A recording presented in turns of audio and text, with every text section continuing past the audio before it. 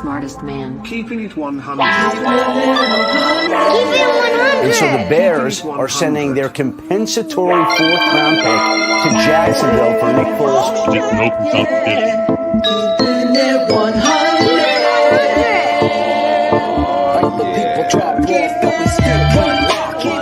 I know we need to run the ball more. I'm not an idiot. Keeping it 100. Keep it 100. Keeping it 100. Keeping it 100, baby.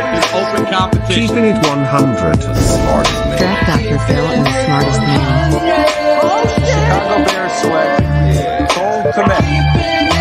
Guess who's back? The two dudes that kept it real. The dynamic duo that you love, the smartest man at Dr. Phil. Breaking down the film, never a problem, kick it straight. Most shows focus on stats, we focus on the tape. We keeping it 100, never running east or west. We coming with that truth, cause that's what our fans expect. Cut off the freaking anchor, moving forward to be free. But don't you worry, Shane's got the dumbest tweets. It ain't no secret, Phil and Shane got some haters. But now they're moused up like the true and now and laters. Debaters, stars get kicked like Coach Tabor. Cuts had to be made, we added a barber moderator. Up and down, boys got you double checking. Sad sack strolling like a fool drunk texting. Flexing on the truth cause you know they'll never change. Real, recognize real, that's what you get with Phil and Shane. 100's what we do when we're breaking down the Bears. Fuck a play or a captain, all of the upstairs. The tape never lies, the truth you see, with eyes we analyze. So there's no babies like Maybelline. Straight to the truth with acumen and facts. We got a stat nerd, but he's not just giving nerd stats. Car crash, big impact like Max Sack. Every Wednesday night you got the smartest man and Phil back. Now we know you're smiling like a fat kid with fun dip. We're back better than ever and we keeping it 100. Keeping it 100, baby. Keep it 100. Draft Dr. Phil and the smartest man.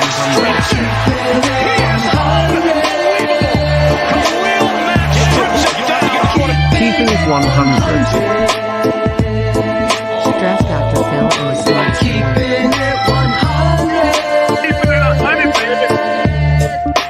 Keeping it 100. Draft Dr. Phil and the smartest man. Keeping it 100, baby. Keep it 100. Keeping it 100.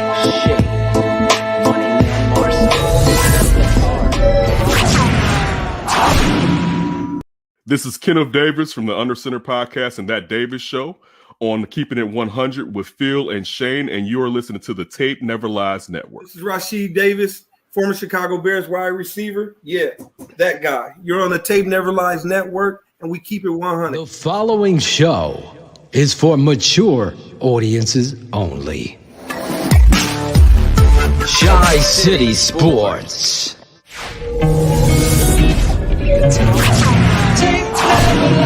Previously on Keeping It 100. Can you hear me, baby? You look like Ted Phillips. Bear down, baby, bear down. What's up? Houston, Man, hell with Ted Phillips. He should be ran out of town. A real collaborative environment here. Ted Phillips should be ran out of town. Replacing Nagy. Hey, man, keeping it 100. The tape never lies, baby. The Tape Never Lies Network. I want to tell all you Bear mates out there, this is the place to be when you want to get funky with the Bear facts, I baby. want to holler at you for a minute, so I'm happy to be on here. Shout out to all you guys, man. Shout out to this crew you got here, man. And all these the energy y'all got. All right, I feel it. Keeping it 100. Yeah, that's what I'm talking about. It's good to be here. It's not good to be a Bears fan. What you want? So we have a real collaborative environment here. You see what our favorite football team is tweeting out here, Kenneth. Look up at your screen there. Why are they even doing that? Why sending out QB1 with Andy Dalton right now? I'm like, They're trolling us. Yeah, exactly. That's what I mean. If they can do something backwards, they're going to do it. I work for the federal government, so I'm used to people doing things backwards, and I root for the Bears, so it's that. Clearly. Yeah. So I know all about it. Yeah, it's totally fucked up. Caught in the undercurrent. You can't get out of the fucking ocean of stupidity. What? And really, if we're talking real talk, Keeping it 100. He's had one winning season. Because in all fairness, we really don't play that 8-8 shit. Now I'll give you like this. I'll give you one 8-8. When you get to two of them, nah, son. Just not, and both of them weren't really even 8-8. They went on a 6-game losing streak this past year. They played that as a positive. Yeah. Exactly. That's how condescending. Who else to come out of this but us? What?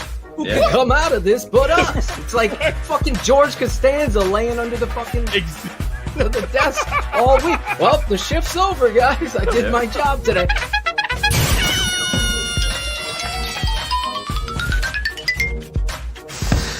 Lunch. Our football guy's the GM. Well, who holds him accountable for the hiring and missing on 2 generational quarterbacks? What? I mean, it's disrespectful, to be honest. It's disrespectful. I mean, it's so disrespectful that I don't even really want to get angry because I was watching something. I was watching a clip about how you deal with people that troll you. And I usually do this. I usually don't give my energy to trollers because they feed off of your energy. Not all the decisions may be the right ones. And I feel like that's the same situation here where they've been disrespectful. It's been systemic from the point of we've never had a quarterback. My father would be in his 70s right now if he was alive, and he didn't have a quarterback here. You know what I'm saying? But when you look at Ted Phillips, and look, Ted Phillips did something that Michael McCaskey couldn't do. He parked that spaceship in Soldier Field. Right. You know what I'm saying? So, okay, but you don't owe him for the rest of your life. Winner. Because Michael McCaskey was bumbling and couldn't get a stadium deal done. It's time for Ted Phillips to go, and I agree with that. But even if you wanted to keep him around, he shouldn't have his hands on football matters whatsoever. You have exactly the right football culture, that all teams strive for. This is another thing. I think George McCaskey's not a bad dude. All right. From everyone I've talked to, I've met the guy. Okay, he's the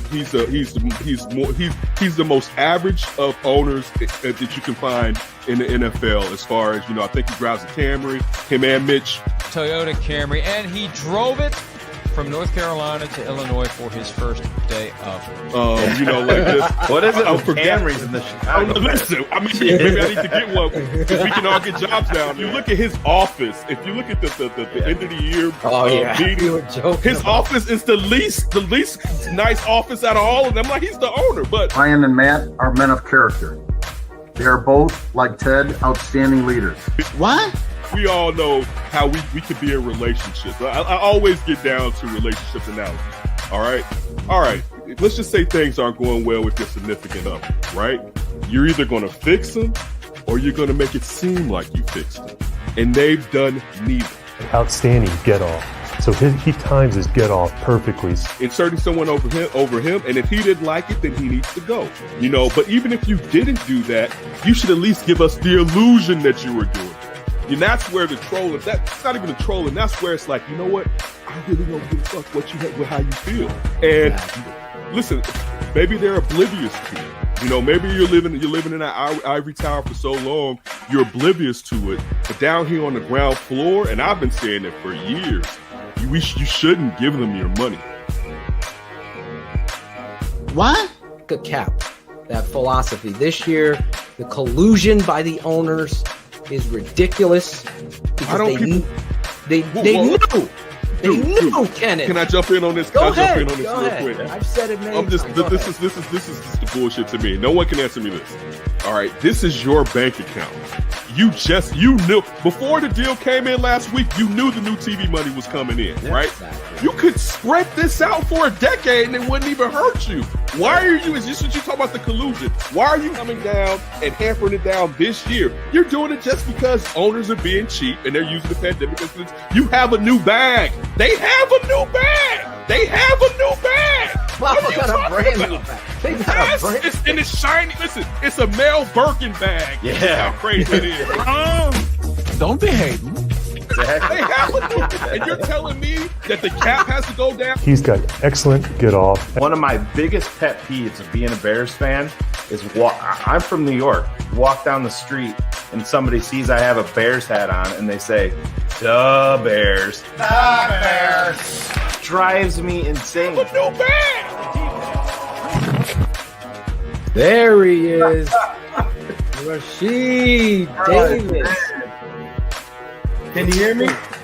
Yeah, we can hear you. Can you hear us? Man, you almost brought tears to my eyes with that video, man. It's been a while. Got excellent get off. That's how we do. The only thing we didn't like, Rashid, is that I look back at that Atlanta game. Oh man, you caught that touchdown, but then I remember the way that game ended. I still can't believe that. No, God! Thank you. Yeah. Come on. That kept Rex. That gave him the ability to just be Rex and just play football and not have to worry about giving everybody rah-rah speeches and getting them pumped up. And as a player and as a friend, he's just a good human being. 100 physical halves you've ever played, and we will win this game if you hit somebody in the mouth, and that starts with kickoff. Champ, world champs on 3. 1, 2, 3. World champs. I'm bringing you back tonight. Another important person in that video is Mike Brown. Oh yeah, yes, he was the man. He's still one of my favorite people on this planet to have ever played with. So blessed. Tell anybody from ownership to the coaches to the players exactly what was on his mind, exactly how he felt. What did you say about collaboration? You know, he was a straight up human being, good man, but no, there was no punches being pulled. And because of that, in our locker room was so tight. That's why we were able to do a lot of the things that we were able to do, because we trusted and believed in one another, and we allowed people to be who they were. I hope that there's hope. So Rashid, when Olin was talking about punching somebody in the mouth, did Fred Miller leave the locker room then? No, he didn't.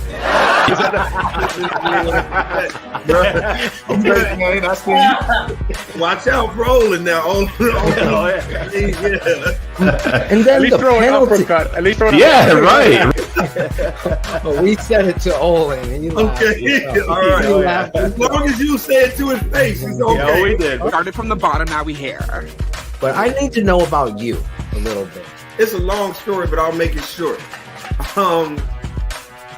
That year, well, of course, in arena football back then when I played, you had to play both ways. I was an all Ironman player, meaning I played both ways. I played defense and I played offense, and I kick return and I cover kick. Play receiver. There's no way, just logistically, I get any reps to make this team. Well, Politics. The politics. That's the politics of the game. I clearly play receiver, but I couldn't do it under those circumstances. But it's That's his Rex Grossman blow now that he's got. Yes. Yo, you might need some help, bro.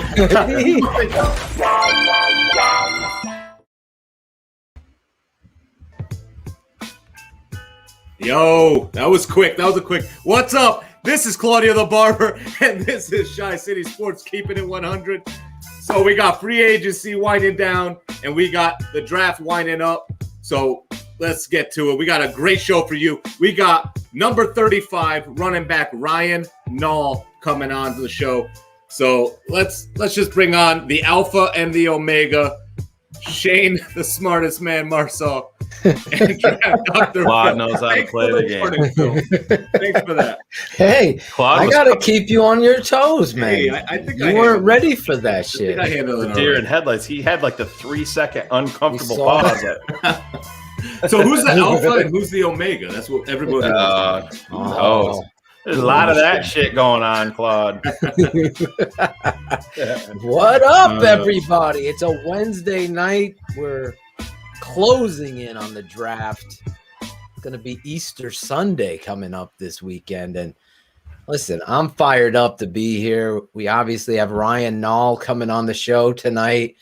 Maybe some other surprises. You never know with this network. The number one show on the Bears on the planet. So always be on your toes, Claudio. That was it. That was a test. That was your test. I was hoping you'd be there. We got it. We got it right. And what a night that we have planned for you. I'm excited to talk to Ryan and break down his story. Me and Shane had talked to him before on the old network, but now it's a night that, you're getting close. A lot of people are talking about the draft and everything like that. Shane, obviously, pre-show, we can get this out of the way. a lot of Mond talk. A lot of what? A lot of people are talking about Mond. Pump the brakes on that. Yeah, I watch Mond and I see a lot of hitches in his game, late decisions, weird angle elbow throws. Mechanically, he has a lot to work on. I know he's an athlete, but yeah, I'm not down with Kellen Mond in the top 2 rounds of this draft. I'm just keeping it 100 with you. You can't fall in love with a pass, and you see it so often. I mean, you can't fall in love with. They're all doing the same fucking thing now. Right. Let's all roll to our left and throw. He's like, okay, that's not how He's this got works. tools, but man, that needs a lot of fucking work. I mean, you want to bring in a kid like that, you better believe in the way that your organization is structured from top to bottom, because that's a fucking puzzle piece right there. Yeah, he's a guy, and I saw the chat buzzing about him. He's a guy that you have an established quarterback with, like Aaron Rodgers, and you have this young kid that's going to go there for 4 years and learn under him. Right. That's what Mond is. Mond isn't coming in here and taking over for Andy Dalton. Not on a Sunday, Monday, a Wednesday, or a rainy day. It ain't happening. Even if he drives the Camry, he still ain't getting the job. That's just what I see on the tape, and that's what this network prides itself on. Now, other guys in the draft, nobody's talking about my boy Zach Thomas. I'll have some footage of him and we could break him down on Draft Mob. If you're not signed up to be a patron, obviously this week I caused a lot of fucking debate and controversy as Shane and I released my Andy Dalton breakdown, the 22-minute or 25 with the couple commercials at the end of Andy Dalton. So, Shane, I think we get into that because there's a lot of trolls out there that take and run with a narrative. And I just shout out to you, James, 451. I don't like that whole narrative game. It's like, if I'm breaking down tape on, and I'm going to clarify this, if I'm breaking down tape on Nick Foles, I'm only breaking down tape on Nick Foles. I'm going to look at the good, bad, and the ugly. Right. Same with Mitch Trubisky. So don't be a fucking pussy-ass troll and try to say I sold everybody on this. No. I told you what Nick Foles won a fucking Super Bowl. He's not this piece of shit quarterback that you're trying to write a narrative because he's under Matt Nagy's philosophy. He's an adequate back. He's exactly what Shane said. He's a bridge quarter. He's a good bridge quarterback. No, listen, if you point out a positive to Nick Foles or a positive to Andy Dalton, people become instant drama queens and run with it and say, "Oh my God, you're sold." He's not.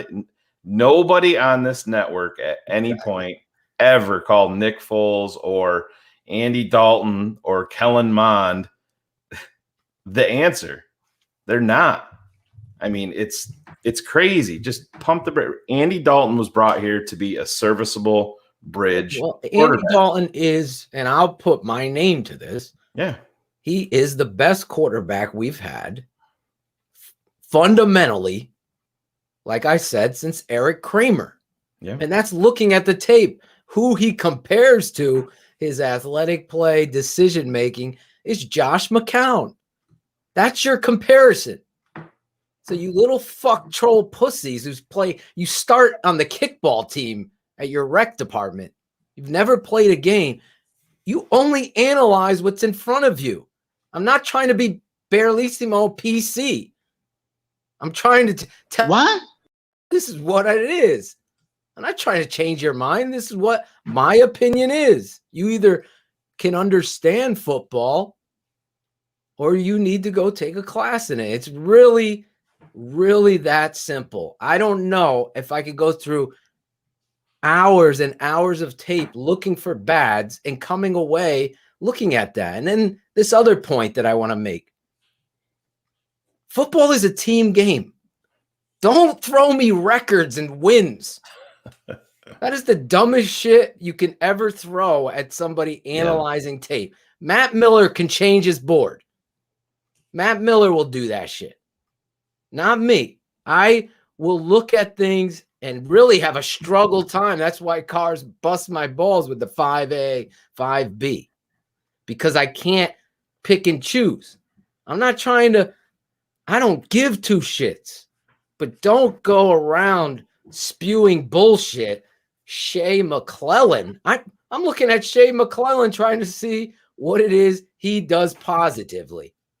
To go back and write these fucking narratives, these blog boys and trolls, it's unbelievable. You only could address what you can. Don't fall for this bullshit. I have so little patience for that. And there's honestly, Jay Cutler, I defended because the tape showed me Jay could do it all. Jay could triple what fucking this dude rolling to his right and throwing across the fuck. Jay could fucking hit that in his fucking sleep. That's nothing. That's one of the strongest arms I've ever fucking seen in my life. Phil, Mitch made a very similar throw against Green Bay to Darnell Mooney. And that's, I saw, let me find it here. Russell Webster. How do I know that Mond isn't the guy? I should have been more careful with my words. I can't say that. I'm saying if you're expecting him to be the answer and you draft him in round 2, I think you need to buckle your fucking seatbelt and strap in and just pump the fucking brakes on that right now, because he made some fantastic throws in his pro day. He is, you want to talk about raw? You want to talk about the guy that was just here? Number 10, Mitch Trubisky, and then you want to talk about Kellen Mond. Kellen Mond has a lot of physical gifts that you can't teach, but man, he is wildly inconsistent in just about every single facet of his game. He can hit on some intermediate throws and show some consistency there, but outside of that, he's got a lot of work. My point in saying that is if you're drafting him at number 2 with a bridge quarterback like Andy Dalton, your thought process has to be, all right, he's going to sit this year, but then it's going to be the Kellen Mond show midway through 2021 and definitely taking over in 2022. So it's that is my point. He's got a lot of work don't base anything off of a fucking throw in pro day. Anybody could do it in shorts. It really is. It's just an assessment of the pedigree, the fundamentals that we talk about. I got more value out of Andy Dalton's tape because I'm sitting there. Think about this. And this is confessional in church if you love football and the Bears. Here's my truth. I'm not fucking watching Andy Dalton in the season. Where do you fucking think I have time? I'm fucking breaking down the Bears. Trubisky, every throw. We don't have 32 we don't have 32 podcasts in, calling it the fucking lawnmower brawl. I'm making a fucking show for it. We're concentrating on Chicago. Thank you, Sean. I enjoy Barlissimo will give me a clip and I will enjoy it and eat it up to the foundation of football.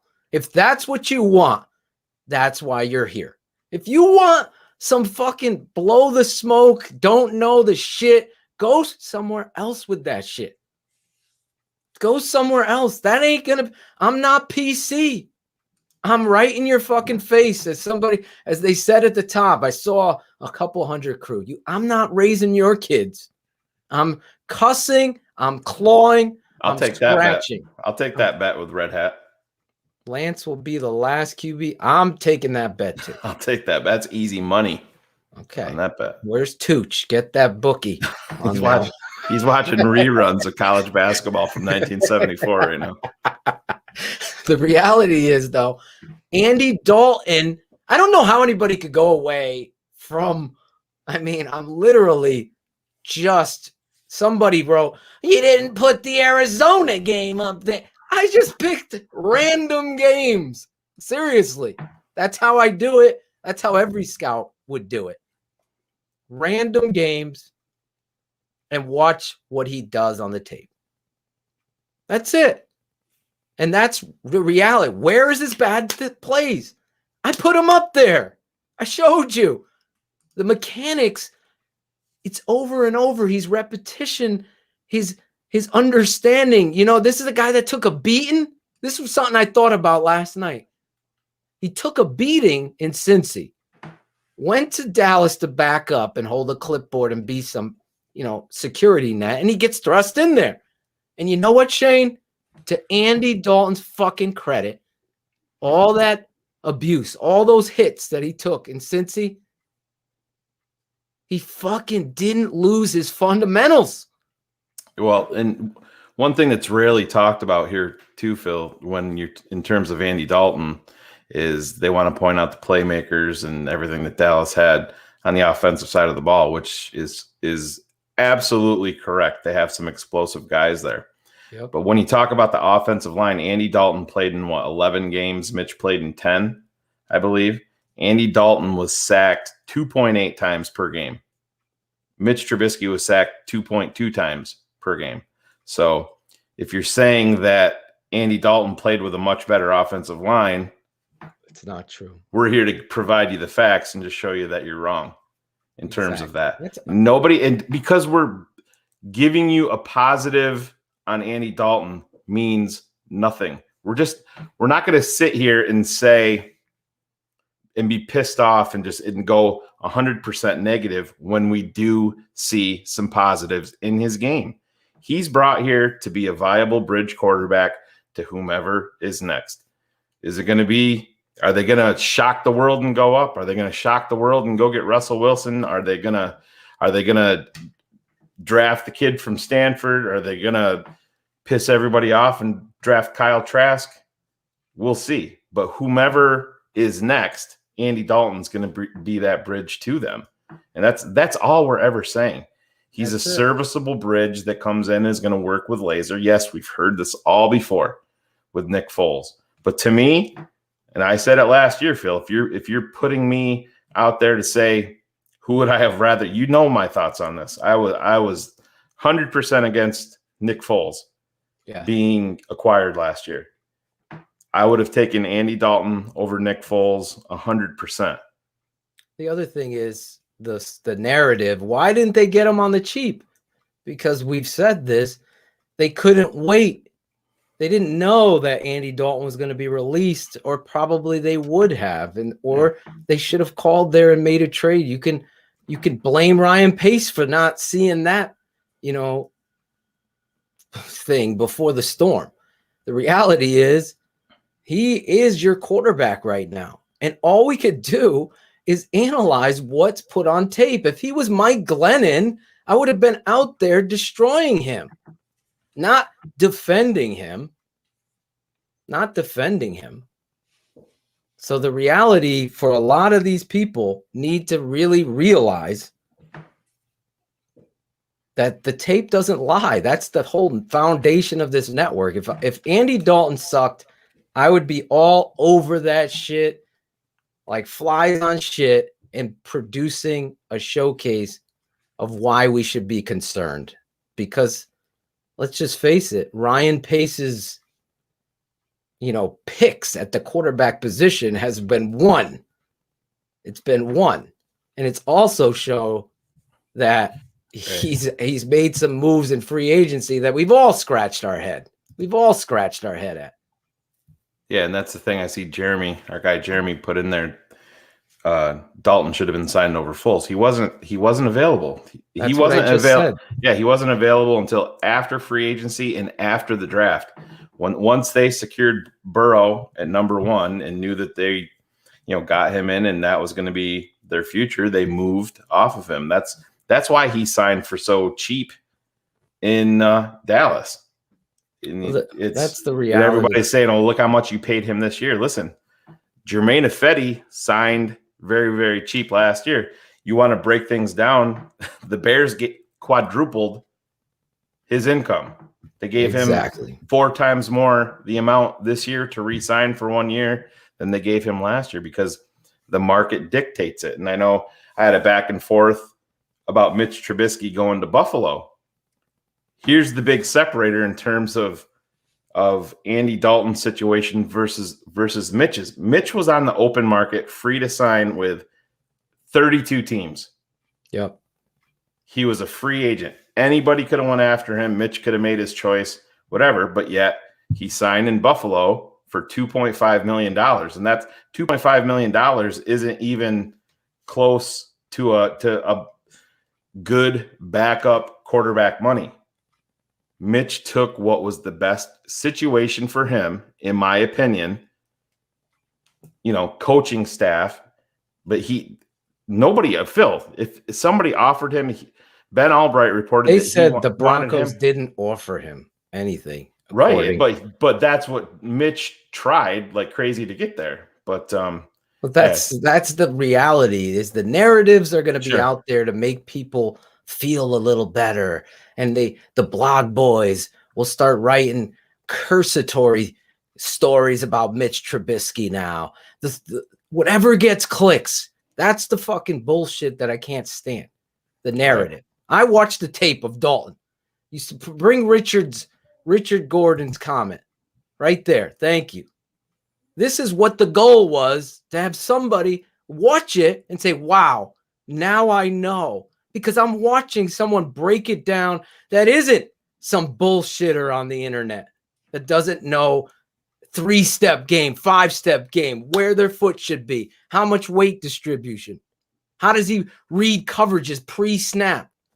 You see all of that there. Now you got somebody driving the car that has a master's degree in what he sees pre-snap. That right there is worth its weight in gold as a play caller and as a coach. You feel comfortable that, hey, we got 2 tight ends. They're giving us a look that we've seen all week. Nall's in the backfield. I know Andy's going to check and go the opposite way. We're going to run that trap backside. Nall's going to hit that right off the fucking tackle's ass. Well, because he's going to be up there and switch the play. That stuff can't be valued anymore, but you're not getting that at PFF. What you're getting is a grade and a narrative and a story that continues to roll down the street. That's my mini rant on that shit. That's why it's so important to watch the tape. And listen, you're Bears fans. That's where our focus is. I'm not watching Andy Dalton during the season. I'm watching him now. And I came away completely putting my name to him, saying this is the best quarterback I've seen in a Bears uniform that hasn't put one on yet since Eric Kramer. Technically, fundamentally, his throwing mechanics and everything he does. And he compares athletically to Josh McCown. Done. Sports Mockery, write that fucking story tomorrow. Good. I'm glad you did it again. Anyway, our guest is here, right? Claudio. He's in there. He's there. He's waiting for his intro, Phil. He's waiting. We were in a timeout, a TV timeout. There was Ryan Nall. So I had to finish this thought. But listen, this guy I'm excited for. Let me just say this about him. The story is well known. You're undrafted. You make the football team. You bust your ass. I bust my ass, and Shane bust his ass to produce what he's deserving of. I love this guy. Look at his story for those of you that have never looked back at Ryan Nall. Ryan Nall, the intro. Tape never lies. Bears fans, this guy did something in high school that nobody had done in 60 years. He led Central Catholic High School to their first state title, grinding out 1,684 yards and 22 touchdowns. From there, our Bears were quick to sign the undrafted free agent to add to their backfield. In week 9 of the past season, all his hard work and determination paid off as he hit the end zone for his first professional touchdown. Bears fans, TTNL fans, give it up for this burgeoning Twitch superstar. He's Ryan Nall. There he is. Yo, what's happening? What's up, Ryan? I like that intro. That was sick. Yes, that's how we do it here. I mean, I saw the smile on your face, like, you know, Sunday morning at IHOP and those pancakes are brought out. yeah, I like that. That was good. Probably can't jump into IHOP too much in the NFL offseason trying to work your ass off every day, right? Yeah, you can't be doing that. I mean, maybe you know, once you're home for that first month or so, you kind of relax a little bit. But I'm back into training now, so can't be doing none of that. Ryan, how take us back in this journey? 60 years as a high school football player, you turn around. What was the town like? You're in Portland, Oregon, growing up, correct? So what was that like to be able to turn around a high school football program, win the state championship, and be the player that you were? And were there all these other schools? So why Oregon State? I actually wasn't that highly recruited coming out of high school. I was like a 3-star, and I knew. So my older brother had been playing at Portland State. He was a DN there, and I wanted to try to stay in the state, be close to my family, something like that. So, and I also obviously wanted to go D1. So Oregon and Oregon State were the two big schools in the state of Oregon. So Oregon hadn't really shown any interest, and my high school coach had been telling me telling Oregon State, like, hey, if you guys offer this kid, I guarantee you he's going to commit, which is basically what I was going to do anyways. But leading up to my senior year, I had only a couple Big Sky offers, Portland State, a few other guys in that conference. And I went to the camp, had a pretty good camp. And the next morning, Mike Riley, head coach at the time, had called me and offered me a scholarship. And I damn near committed on spot, but we went down. Had to play it cool a little bit, yeah, right? Exactly. we went down as a family and made a whole official deal and everything like that. You gotta do that. Yeah. But one actually cool thing about that state championship is the last time we won was when my great uncle was on that team. That's awesome. Oh, so my grandpa's brother was on that last championship team in 1960, whatever it was. That's crazy. So years later. If you would have ended up with the Ducks, Ryan, how big would your wall have been with all your jerseys? They have like 57 different jerseys to choose from. I know, right? I just got a couple to choose from, but it was, Oregon definitely got the they got Uncle Phil helping them out. Oh yeah, absolutely. Not me. Yeah. No. Yeah, exactly. Yeah. You got the Phil with a much bigger bank account he's talking about. Much. So, Ryan, I want to ask you, this is bringing you to present day. I don't know if you saw the report, and I mean, obviously you know about the NFL ad in the 17th game, but all of the owners voted, and it wasn't a unanimous decision. There was one owner out of all the owners in the NFL that voted against it, and that was your owner, George McCaskey.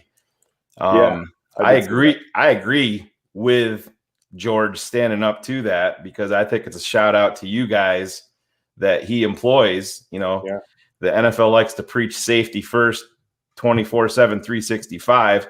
And you and me and Phil, we all know it's not really probably super, super high on their priority list. But how does that make you feel when you see the owner of the Chicago Bears be the sole representative that really took the stand and stood up for his players that way?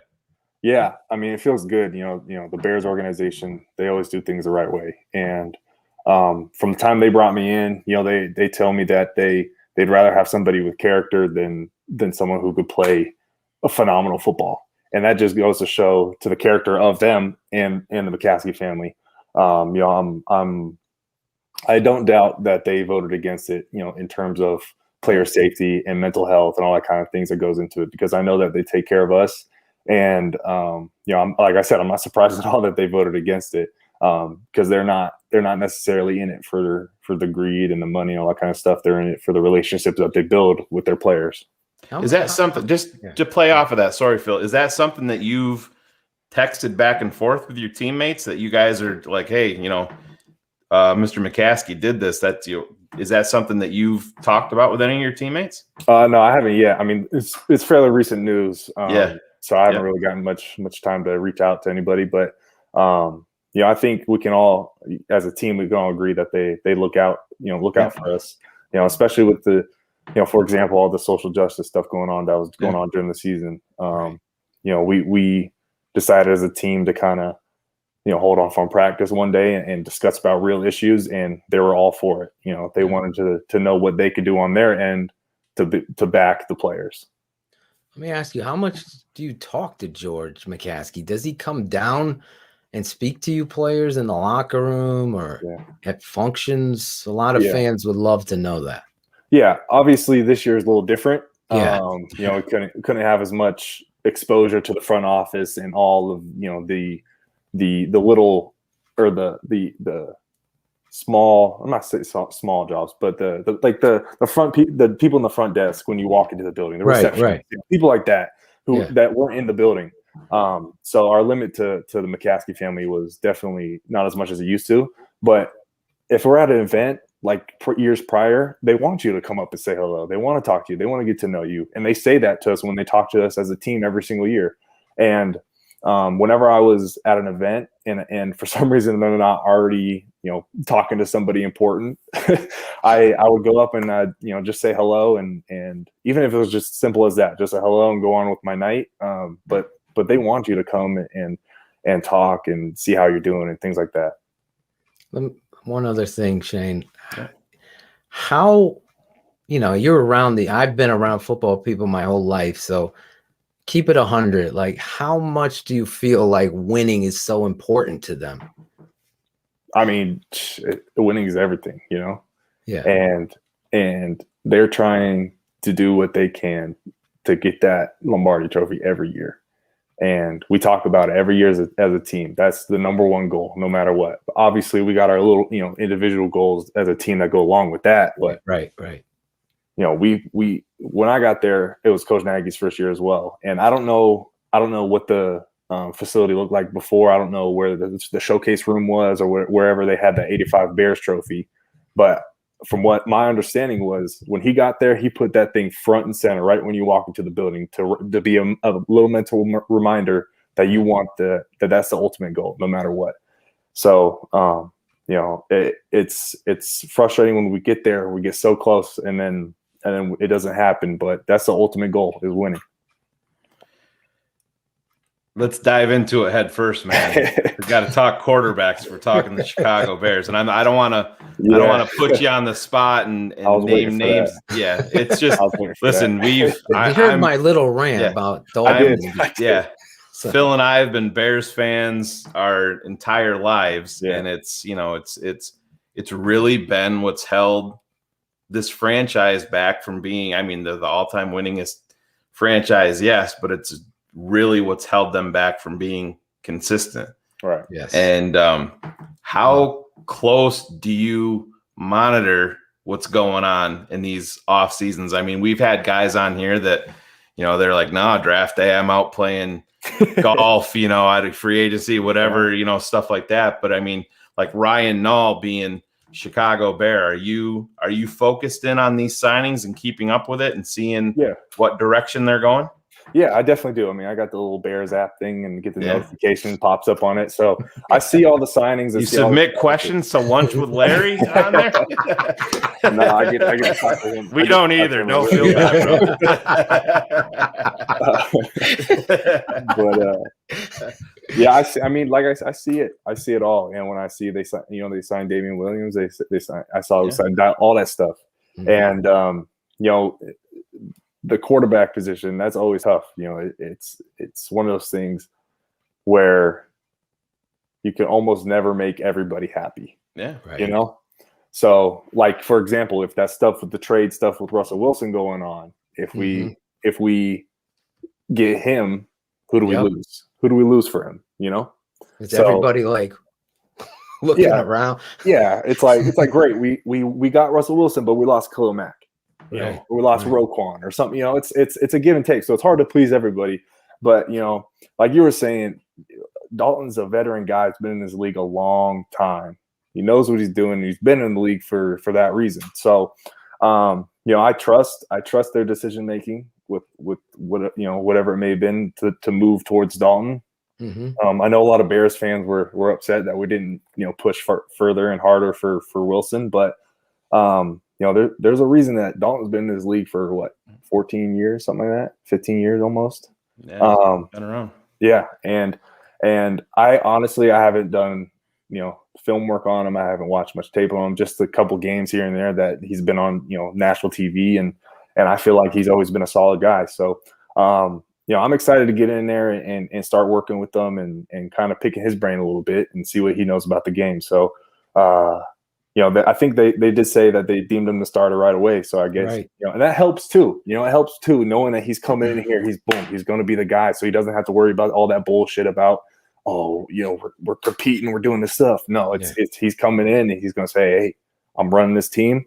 You guys got to trust me. I'll trust you. All this kind of stuff that goes into it, and we'll go from there. So, yeah, like I said, I'm excited to see what he'll bring to this team and moving forward with him as our starting quarterback. Well, I'll send you my 22-minute breakdown of it to give you the cliff notes for. Yeah, I'm sure they could pull up anything like that, like every third down play Dalton's ever thrown, boom, on a computer, boom. Yeah, it's crazy when you get to the league like that they could do that with you. Let me ask you this though: we have a new running back coach that you're familiar with, Coach Petrie. Is that how you say his name? Yep. So talk a little bit about him for Bears fan. What kind of running back coach is he? And is that going to give you a little, does that get you smiling? Yeah, a little bit because you have familiarity with him. So he was the coaching staff when I declared for the draft. So he didn't coach me. He didn't coach me personally. Perfect. But I did. Yeah, but I did have a few conversations with him because I was training down at school because I was finishing up my last term. So he would have been with Pierce then. Correct. Yeah. So he coached Pierce for 2 years, I believe. And but you know, I had some good conversations with him in passing and stuff. And from what I've heard from AP, he, you know, he's a good dude. You know, he doesn't treat you like a child, all that kind of stuff. And he's got your back. And the knowledge of the game is obviously there. If our coaching staff had interviewed him and liked him and stuff, but from the brief conversations I had, I know that he's a good guy and he does, you know, he loves to win. So you know, like you said, a little smile on my face knowing it's an Oregon State guy coming in. Yeah. It is, you know, it's nice. It's kind of, you know, it takes that, you know, a little bit of added pressure off, knowing that I actually have met him before, established somewhat of a relationship. He knows my game, all this kind of stuff. And instead of, you know, some other coach from the league that I've never met before, he doesn't know who I am.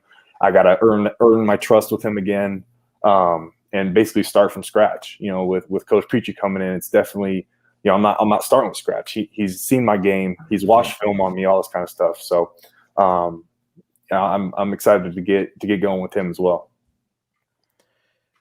Ryan, when you're looking back at the season that just went through, I mean, we know how the world really changed, you know, COVID and just all these different protocols and everything. But looking back at the 2020 Chicago Bears, now we've had some of your teammates on, and I always ask them the same question that I'm going to ask you here. And you play offense, so I'm going to restrict you to the offensive side of the ball. Who's the leader on offense? Like, is there an unquestioned guy? Is it 2 or 3 guys, or is it just like one guy, and when he speaks, everybody listens? Yeah.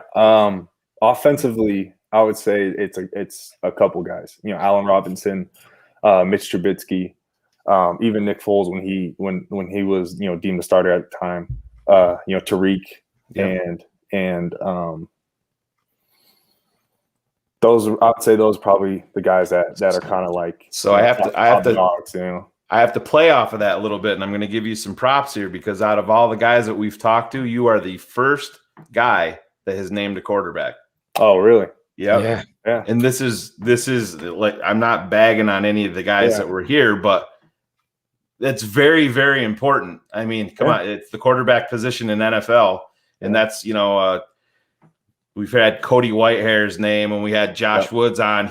I didn't even have the question on him. I think he's Danny T. No doubt, Danny T. And it's good to hear because I mean, that position is everything. Yeah, you have in the NFL. And if you're not a leader, and this is nothing against Mitch or Nick or Andy or even whomever they bring in, if you're not a leader at that position, then we have some big problems. So that's good to hear that you bring up not one quarterback but two. Let me ask you this. You know, you're a competitor, obviously, and I always keep it 100. You know, you're in a running back room, and I break down film. I'm a coach. That's my passion, and your team is my religion, the Chicago Bears. So, talk about what I see on tape is David Montgomery, the elite running back. Like, I haven't seen a running back this good in Chicago since Walter Payton. And I've watched Matt Forte, and I get these looks, and the guy who wore your number like you and Neil Anderson, but you're there. I mean, you see this guy's work ethic and drive. What do you how do you compare him? What do you see in this football player? If you're a competitor, obviously you're competing, but at the same time, you got to keep it 100 with this. No, yeah. You know, I'm not the type of person that is me. I'm definitely I'm a team player. I've always has been, and David is one of those guys who you just like. You see him, and then he does something, and then you're just like, "Wow, that shit is incredible." for how big he is and how shifty he is, and on top of that, how strong he is, it's unbelievable. You know, because 1 second, you know, he's getting the ball, he makes somebody miss in the backfield. Then all of a sudden, once he makes him miss, he's running through the linebacker. Exactly. And once he gets through them, he stiff arms a DB, and then then he's also got speed. And it's funny because during the year, CP would always crack jokes at him because he ran like a 4.6 or whatever at the combine, and we'd always joke on film about how he didn't look like that's a 4.7, oh that's a 4.8 right there, but then he busts off that 80-yard touchdown or whatever, and like shit, when it comes to it, he gets it done, and he's not getting chased down. So you gotta bust his balls though, man. 86 speed. They did him wrong on Madden. 86 speed on Madden. We always talk about that. That's got to drive me crazy. He's faster than that. I so respect Ryan Nall. I just got to point it out right now. If his coaches are watching, the integrity. I challenged you in a question, and you fucking. Not only did you answer it truthfully, you passed that with flying colors because you know why? You're the consummate competitor. Yeah. But we're going to get into your journey, but the class and integrity to analyze someone in such a truthful way. I think, listen, I said to Chicago Bears fans on our network, we have thousands and thousands of listeners all over the world downloading this tonight. There's over 330 people watching live, for God's sake, of you. And I told them, I go, listen, this offensive line has their issues. Fundamentally, assignments, they're learning, injuries, you name it. But that fucking guy out there is every run like his last run. And this world is so full of what Shane said, the Madden speed and fantasy football stats that they don't appreciate the freaking 6-yard run where he stiff-armed a guy, juked the guy in the backfield, broke it to the hop stepped, hurdled over another guy, stiff-armed, carried 2 guys, and got 6 yards instead of a loss of 7. It's a lot of hard work. It is. It is to make it back. Sometimes to make it back to the line of scrimmage. I've had that You know, Yes.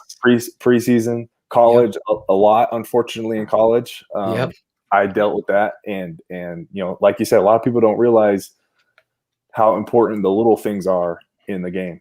And all they see is just the highlights and the sports and the numbers and all that kind of stuff. And sometimes you just got to appreciate the small things. Ryan, speak on a young guy. We're talking about the offensive line.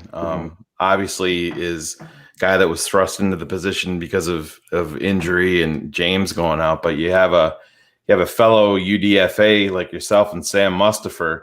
I mean, Sam's got some work to do to take that next step. Obviously, just like anybody does. Not holding anything against him, but the mentality of your offensive line changed when Sam got in there. And that is so rare for a young guy. Right. Because I mean, Phil and I were talking, because like, listen, we're not looking at Madden attributes and stats and basing anything off of that. We're studying the tape and basing everything off of that. Yep. Sam has his flaws right now that he can improve on 100%. But you can't teach when a guy brings that fucking swag and that mentality at such a young age to that line. I mean, is that something that you could feel? Oh yeah, as a guy on the field with him, that this dude, I mean, he didn't give a shit who it was. I mean, he was sprinting downfield and he's like, no. And I mean, he was throwing dudes off of piles and just speak on that. Yeah. I mean, obviously he comes from Notre Dame, and that's not, you know, some small Division I school like Oregon State, you know. Hey, Pool and Weed Eater Bowl champs every year. Hey, man, like that's really top dog. Like, you know, and you said it, like, he is the kind of dude, like, he's got dog in him. Yeah. Like, he doesn't give a fuck who he's going up against. He's going to give it his all every single time. And one thing too that a lot of people probably didn't see, and Coach Nagy himself pointed out on tape, is him and Alex Bars were the first two guys to go pick up the ball carrier every single play. Phil and I talked about it. So it stuck out, man. And it's and Ryan, quite honestly, that was lacking on your guys' offense before they came in there. It really was. Yeah. It really was. When I see Ryan Nall go up and put a fucking lick on somebody, or you saw it in your touchdown. Who's over there running over there? Fucking Those Mars. two. Exactly. Giving you a hug. The reality is football is the ultimate team game. That's why I laugh. You heard me in the rant. Like, don't give me Andy Dalton's fucking win-loss record. That's not how you analyze players. And don't ever do that. You can never measure the man based on that anyway. I don't want to get off. I want to stay on you, though. Yeah. Because here's your journey. Undrafted. You're of a complexion where running backs are one. There's one tailback in the NFL, number 22 in Carolina. Here's you coming into the league. There's bias. I've lived it. So it's the other way in that. So everybody and their brother is expecting you when you come in to move to fullback. I remember us talking about this when I was at the old network. And I was pulling for you because what I see on tape is a guy that gets to the corner and can take it to the house. You have great size and you have fluid motion through contact. So if given the opportunity to use your skill set, I really think, and I'm not saying this because you're here. I'm saying this, is there a move for you to move to fullback? Is that what you're feeling that Coach Nagy and company are trying to do to you? Or is this, hey, we signed Damian Williams, we got Tariq Cohen, CP's probably gone, and obviously we all know about David Montgomery. Have they been open with you about where they see your role on this football team? Yeah. I mean, obviously, you know, Dave is going to most likely still be number one, you know, coming into it. And we got Tariq coming back, and he can pretty much be anywhere on that field.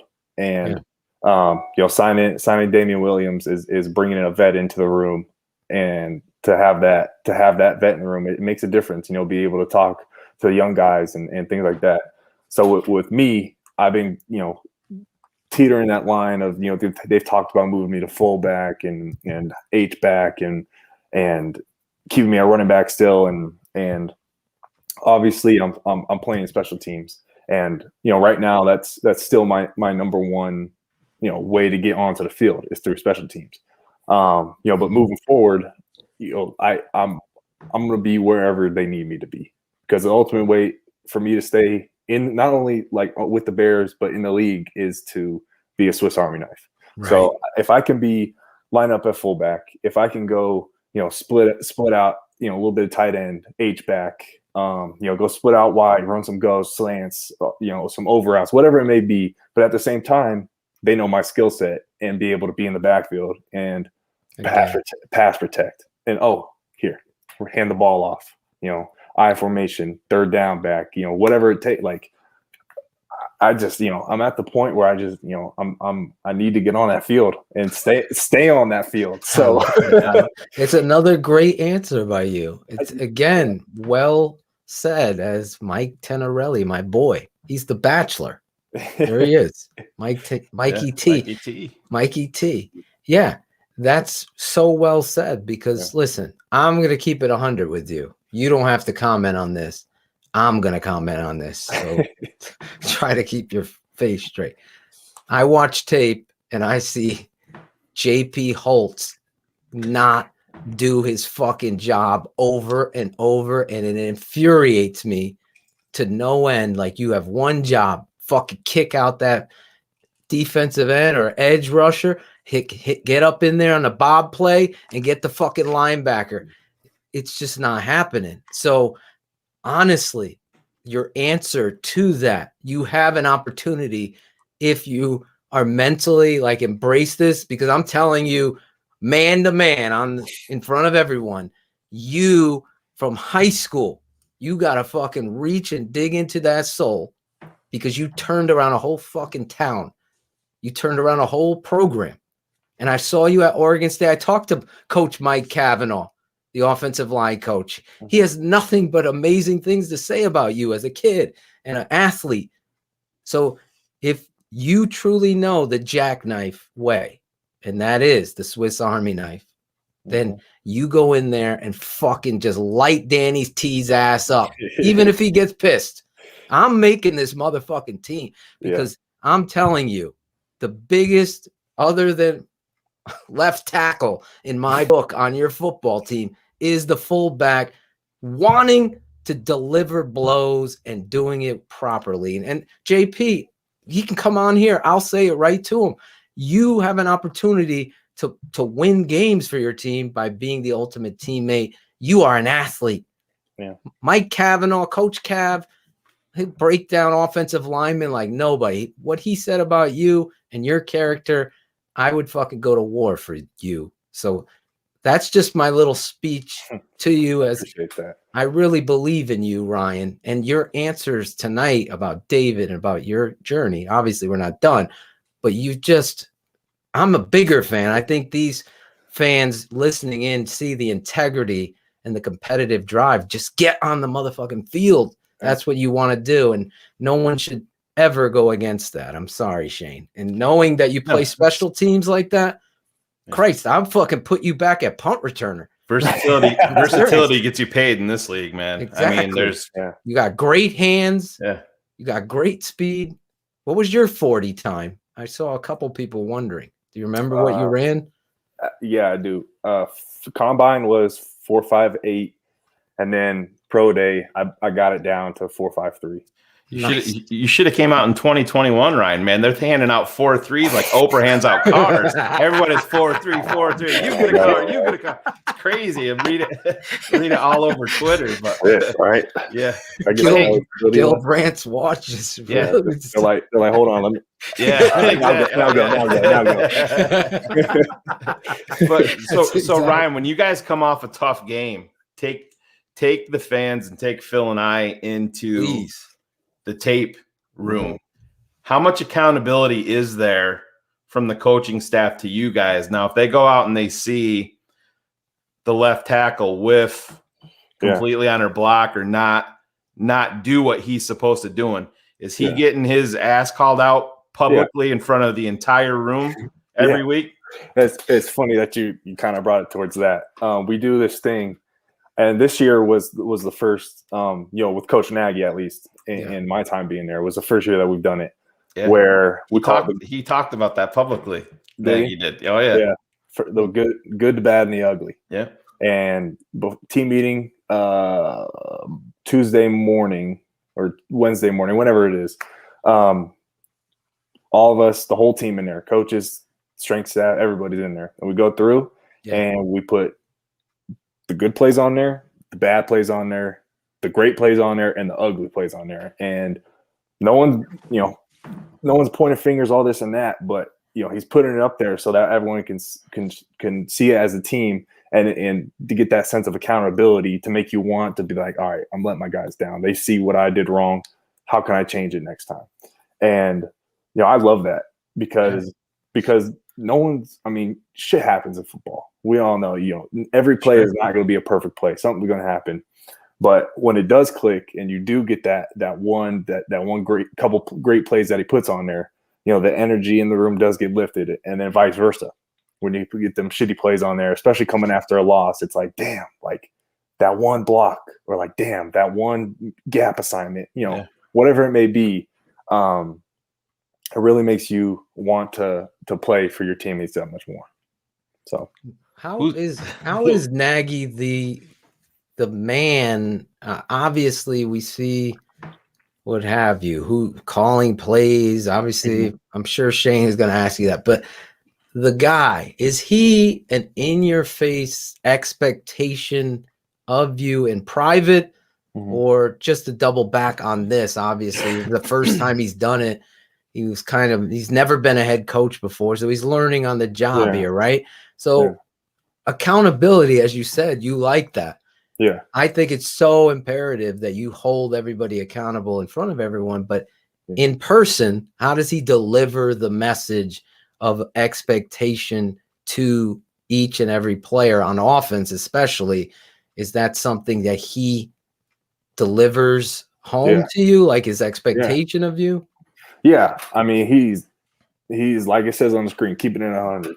Yeah. If you fuck up, he'll tell you to your face. If you do a great job, he'll tell you to your face. He's not going to sugarcoat anything, but at the same time, he's not going to be a dick about it. He's gonna be just honest, and that's what we expect from him, and that's what he also expects from us. So, there's multiple times where he meets with the leaders on the team, and he says, what's going on? Like, what do you guys like in between the coaches? Like, what needs to change? What am I doing bad? Is there anything I need to change? Shit like that. And right. So I think he's trying to do, like you said, learn on the job and do the best that he can to have that open, honest communication. And if expectations aren't being met, then he is going to let you know about it. I think a good example of this year compared to the 2019 season was, the little things like being late to a meeting, even if you're 2 minutes late, or you're not wearing the right things at practice. Okay. Something like that. You're going to get fined. You'll get fined for it. And it may not be a huge, big fine or whatever it is, but whatever that minimum standard is, he's going to hold you to it. And I think him personally this year lived up to that. And I think that it also, kept him accountable as well. And it gave us the freedom to get on his ass if he was 2 minutes late to a meeting or whatever it may be. So, but I think his expectations are definitely vocalized. It's not like giving a look or anything like that. He's going to let us know. This can be kind of a touchy question, Ryan, and I totally understand if you bounce around it. But again, I gotta go back to the quarterbacks. How was you guys started out 3-0, and then you get down in Atlanta, and the switch is made. Did that change the dynamic of the season, of the team, of the locker room? Did it change the dynamic between Mitch and Nagy moving forward? Because Mitch had a couple of comments saying, You know, I'm having more input. You know, when they brought him back and he came back in and he, you know, they won those games. And he's like, you know, they're doing things that I do better. You know what I mean? They're listening to me more. And it just, you hear that as somebody that's invested in this team. And I'm like, how come we weren't doing that in the first place? You know what I mean? Yeah. But is that, I mean, you guys are there. You guys know it. Do you feel like in the locker room when there's a monumental shift at 3-0? Yeah. Nick is brought in. Does that change the dynamic of everything with you guys, or is it just business as usual? Yeah, I would say it's just more so business as usual. I mean, obviously you feel that first initial shock of it, and you're kind of like, okay, how are people going to react? You know, what is it going to be awkward talking to them, like things like that. But at the end of the day, like everybody in the NFL knows that this is a business, and business moves get made every single day. So, you know, for me personally, I wasn't too concerned about it because I got faith in both those guys. You know, I'm going to take care of my business and my job and make sure that I'm staying on it. So, but you know, when we were 3-0 and that shift did get made, you know, initially there was that kind of it's weird shift, walking on eggshells. Yeah, it was kind of like, okay, how do we address it? But then we just move forward, and then once again, you know, the shift, Mitch came back, and we did change it to suit his strengths a little bit, and you know, if you get the question of why they didn't do it in the first place, it was kind of one of those things. Like, I mean, I don't know if they really thought.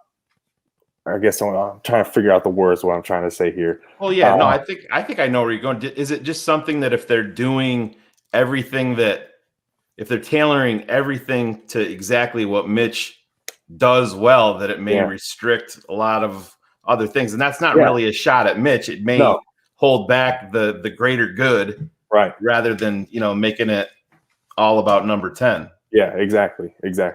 And at that point, at the end of the season, I think, you know, once everyone kind of just bought into that, and things started to get clicking again, and we rolled. We won like what at the end of the season, three in a row, 4 in a row, something like that. Whatever. Yeah, 3 in a row, and then kind of got that.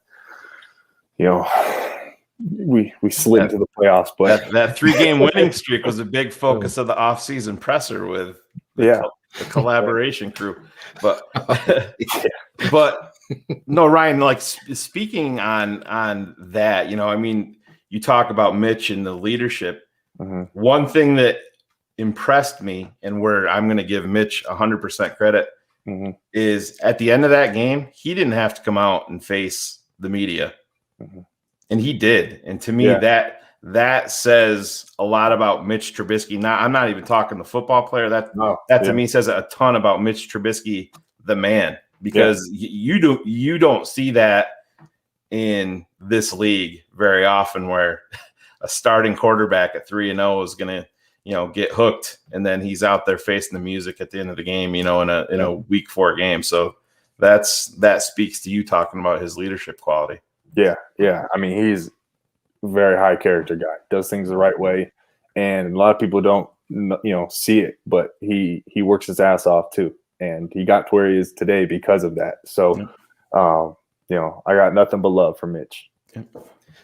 Talk about love. I know you love to run the football. So does it drive you insane with Coach Nagy's lack of dedication to this run game? I mean, I know you guys are human, so everybody feels it in all our fans. Like, why aren't we running the ball? We see what David is. Can we get this going and make that the identity? Does this resonate with you guys? Are you like, Coach, you know, let's run the football? And is there a difference between Bill calling plays and Coach Nagy calling plays? Do you feel that? Yeah, I mean, I think Coach Nagy decided to let Bill call the plays, you know, for a reason. And I think it's to help kind of get some stress off of him and be able to be a head coach at all times. Exactly. And with that, Bill has been in this league for a long time as well, and he definitely gives you a more balanced, playbook calling. And you all saw it when we started getting those 3-game win streaks and rolling. What we were doing, we were running the ball and running it well. Mm-hmm. So I think that if it hadn't clicked before, I think they're definitely gonna not get away from it in the future. And when we get everybody healthy and we get everybody rolling and David gets in his groove and best believe my ass is going to be back there too. Yeah. it's gonna be a scary backfield. I'm excited for it, man. Ryan, we got a little surprise for you now. Okay? We got a surprise for you. We got a look up a surprise. We got a surprise for the surprise for everybody, but a surprise for you too. Phil, we got to roll the intro, and then we're going to bring somebody else on here with you. Oh, this is a surprise. Chicago Bears, Ryan Nall's teammate, and draft Dr. Phil's definition of an elite running back. He's David Montgomery. Oh, there he is. Come on. What's up, baby? What up, big dog? David Montgomery. What's up? What's going on? I know you're in the car. We're gonna talk, and then we're all gonna pause because he's in the car. So, how are you feeling tonight, David? I thank you for jumping on with us on The Tape Never Lies, man. Yeah, I'm all good, man. I'm in Houston right now, just training for a week. Just trying to my activation right as far as foot fire and foot quickness so that I can be ready for this upcoming season. Yeah, we saw that video out yesterday with the Footwork King, David. You're getting us all hyped there watching those little clips. You gotta get that number 96 put on the bag though, like Akeem said, so you can run it over and send a little message that way. Yeah. I talked to Kim a little bit. I think that'd be a great idea. Me and Ryan know what 96 does down there in the trenches, so we try to stay away from that big guy. Yeah. we had Ryan talk about you, and he gave you bouquets on your wedding day in regards to how he spoke so highly of you. Can you talk a little bit about him, truthfully? What kind of football player is Ryan Nall, David? Oh, you're talking about Hollywood Rock, man. Probably one of the best teammates, I have had to deal with. When I came in as a rookie, he was really like my big vet. And he just kind of showed me the ropes, kind of let me know how I should handle things and go about things on an everyday basis and how the NFL works. But besides football, just a human being, just one of them great people that you love to have in your life. He take good care of me all the time. And, he always showed me mad love. So it's big ups to Ryan. Big ups to Hollywood Rock. It's my guy right here. Yeah, I got to keep it 100 with the guy. It's David Montgomery, number 32 in your program, number 1 in your heart. In my son's heart, David is his idol. And I say Tate goes to sleep with David's shirt on. That's how much he appreciates Dave. David, a lot of fans excited about you. How excited are you going into this season? As Ryan said, now Andy Dalton's come in. They've named him number 1. There's none of that bullshit going down. How you're going to be used in this offense in regards to running it with Andy Dalton. How excited are you about that? Yeah. I'm real excited. I'm going to be real honest with you. I'm excited as far as the untapped potential that I haven't reached yet, that I know I'm capable of reaching, and I can show you guys what I can do.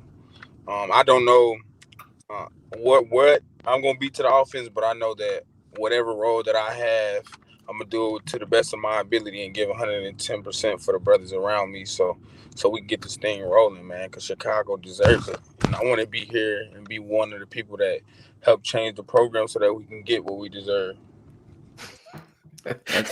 David, are you tuning into the Ryan Nall Twitch superstar thing going on over here? Are you tuning in for all this? I'm not tuned into the. Hold on, what you talking about, Hollywood, right?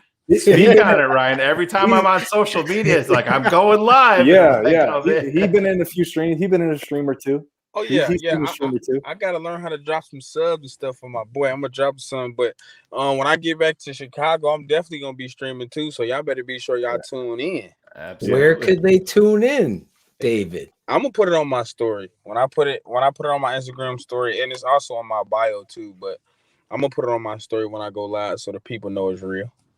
Listen, talk about real. When my father is 80 years old, he's coached football for 33 years. Me and him are watching David Montgomery's run against Detroit. I think it was a 6-yard touchdown run, and it is one of the most beautiful showcases with the arm stretched out. I know exactly which one you're talking about. No, not that one. I'm which one talking are you talking about? I'm talking the one at the goal line where he jukes the linebacker. The other linebacker comes across and just smashes him. He jukes the safety and he carries, what's his name? Former Patriot. Now he's with the Lions, number 58. He just carries him. Thank you. Look at you. He knows who exactly. Ryan told me that. I couldn't do it without Ryan. Hollywood told me that. Hollywood told you that. Well, you carry him through and in the end zone. Unbelievable run, but it's a showcase of just your talent, David. You've done this on the high school level. You're a quarterback.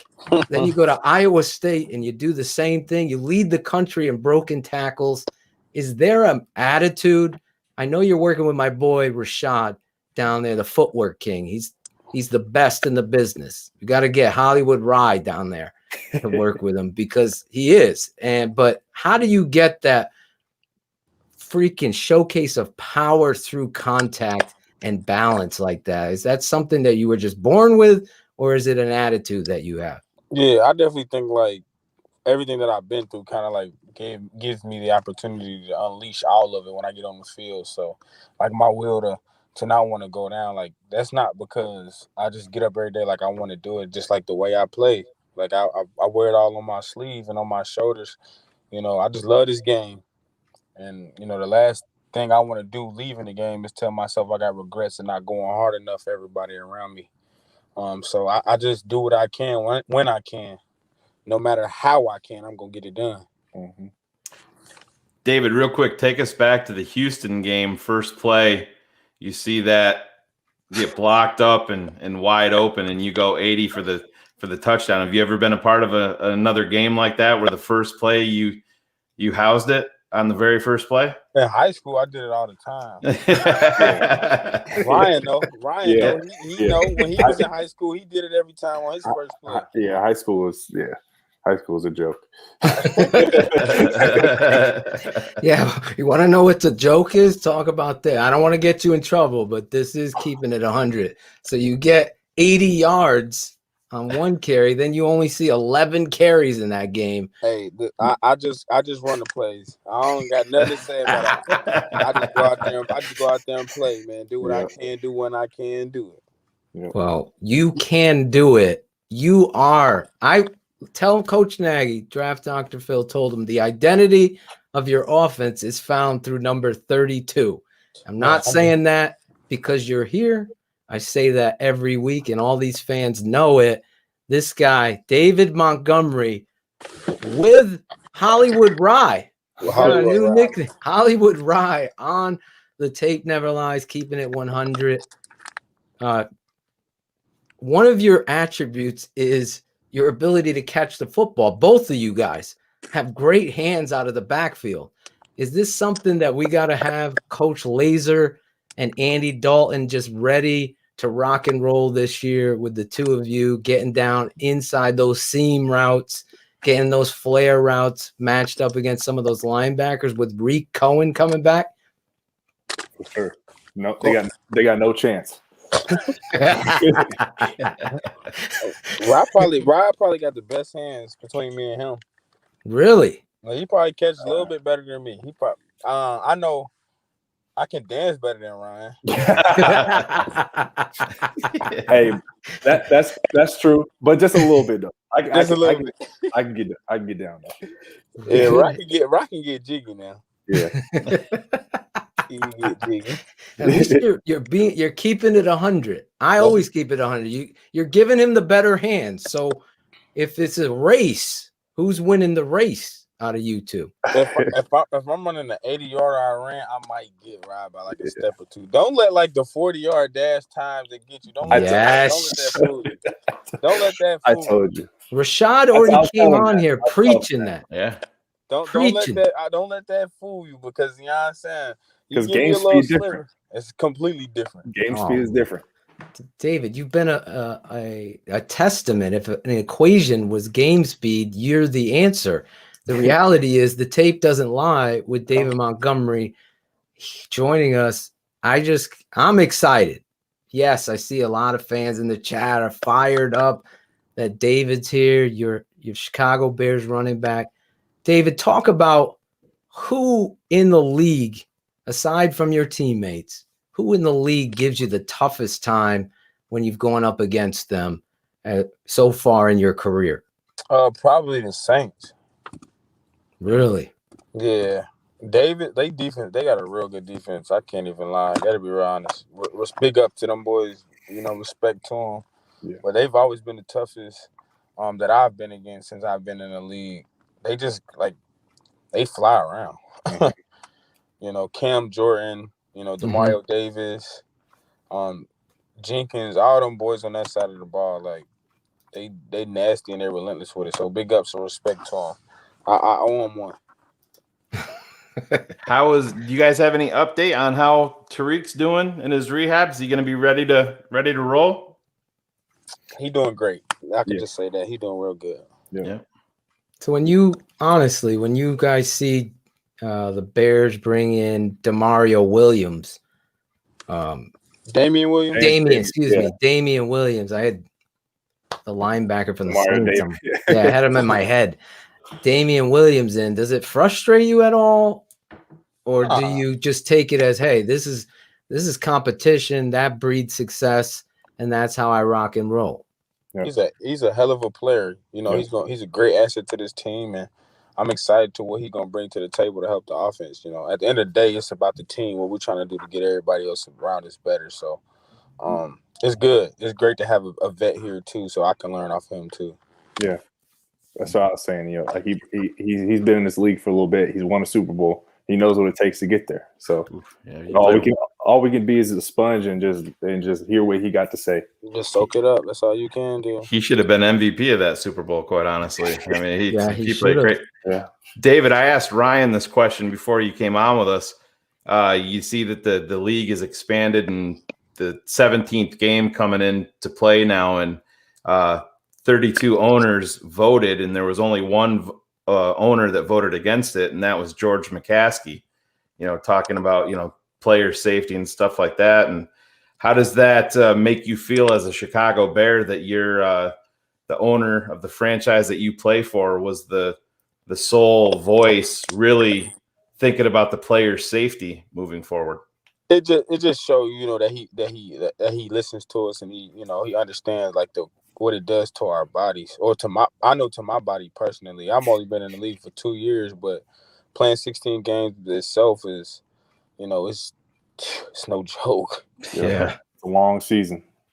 Yeah. So former Bear Olin Krutz said if there's anybody bitching about one more game, that just means they've never played 16 in a row at the NFL level. So yeah, it's exactly what you're speaking to. It's not even a fact that people or are scared of it, or don't want to. It's just the fact that it's just you get to the playoffs, and the extra game that just puts a whole lot more toll and everything on your body. I can speak for running backs, right. You get towards the end of the season, and you get banged up, and that shit it hurt. So it's you want to be as fresh as you can going into the playoffs. You surely don't want to go into the offseason tore up like bad. I say it all the time when I watch your tape and I put out my series defending David Montgomery, because a lot of these blog boys, these fucking stat trolls out there looking for stats and not recognizing the effort and the ability that you have. But I want to tackle back to something that you said, and I'm going to ask both of you this question.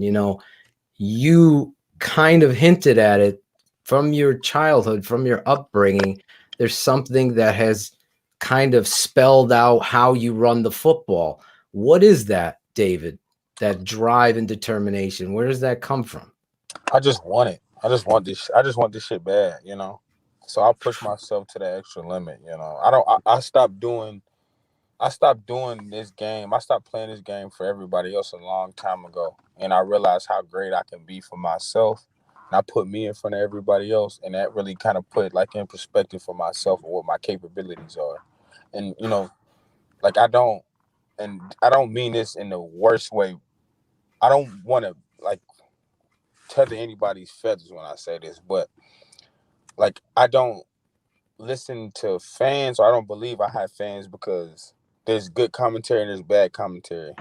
Gary Vee said it the best. He said, you don't listen to good commentary because it gives you the equivalence of not listening to bad commentary, which means if I don't listen to the bad commentary, the good commentary doesn't mean anything also. So you always play on the even playing field with your mind and your emotions, and you never reactive to anything that doesn't matter like that.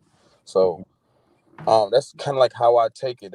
Because my rookie year, I was big into trying to please the fans and please everybody else until I realized I played this game. I do this game for me and only me.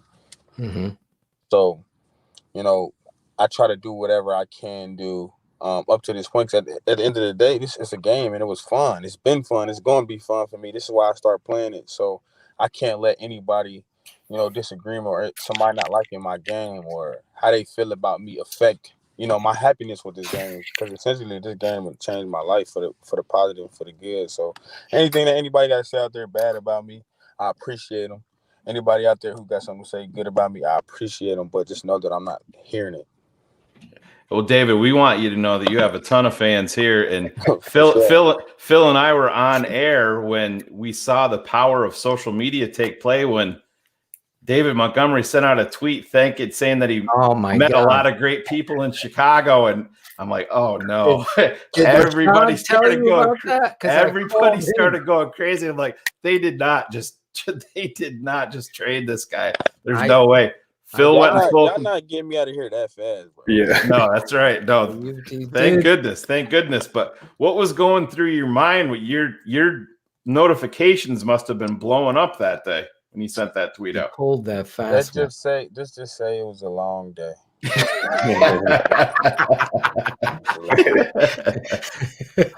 Where'd Ryan go? He's right here. I'm here. I'm just listening. Yeah, man. It was a long day. Long day that we want to talk about. Did that tweet come across your phone, Ryan? Yeah, I saw it on there. What'd you say, Ryan? Seriously. I was just confused. And I didn't but here's the thing though. I didn't believe it until there was something set in stone. And I figured that was what it was. He'd come back out and say something like, no, he didn't get traded. Yeah, they took it entirely wrong. I was sitting with a group of friends and we were talking about my time in Chicago, how I loved it. And, what I did was I just really sat back and reminisced on the people that I met and the time that I was, and I was really just showing love to Chicago, and people took it completely wrong. Mm-hmm. But I think I said to Phil, I'm like, we got to get a hold of Rashad and see. I called Rashad right after him. I was like, Rashad, please tell me this is some bullshit. Please. I left a voicemail. I wonder if he's still. I was getting nervous because of the Russell Wilson stuff, as Ryan was talking about earlier. A big, huge piece of what I believe is going to bring a championship to this football team is right here on the show with us, and that's number 30.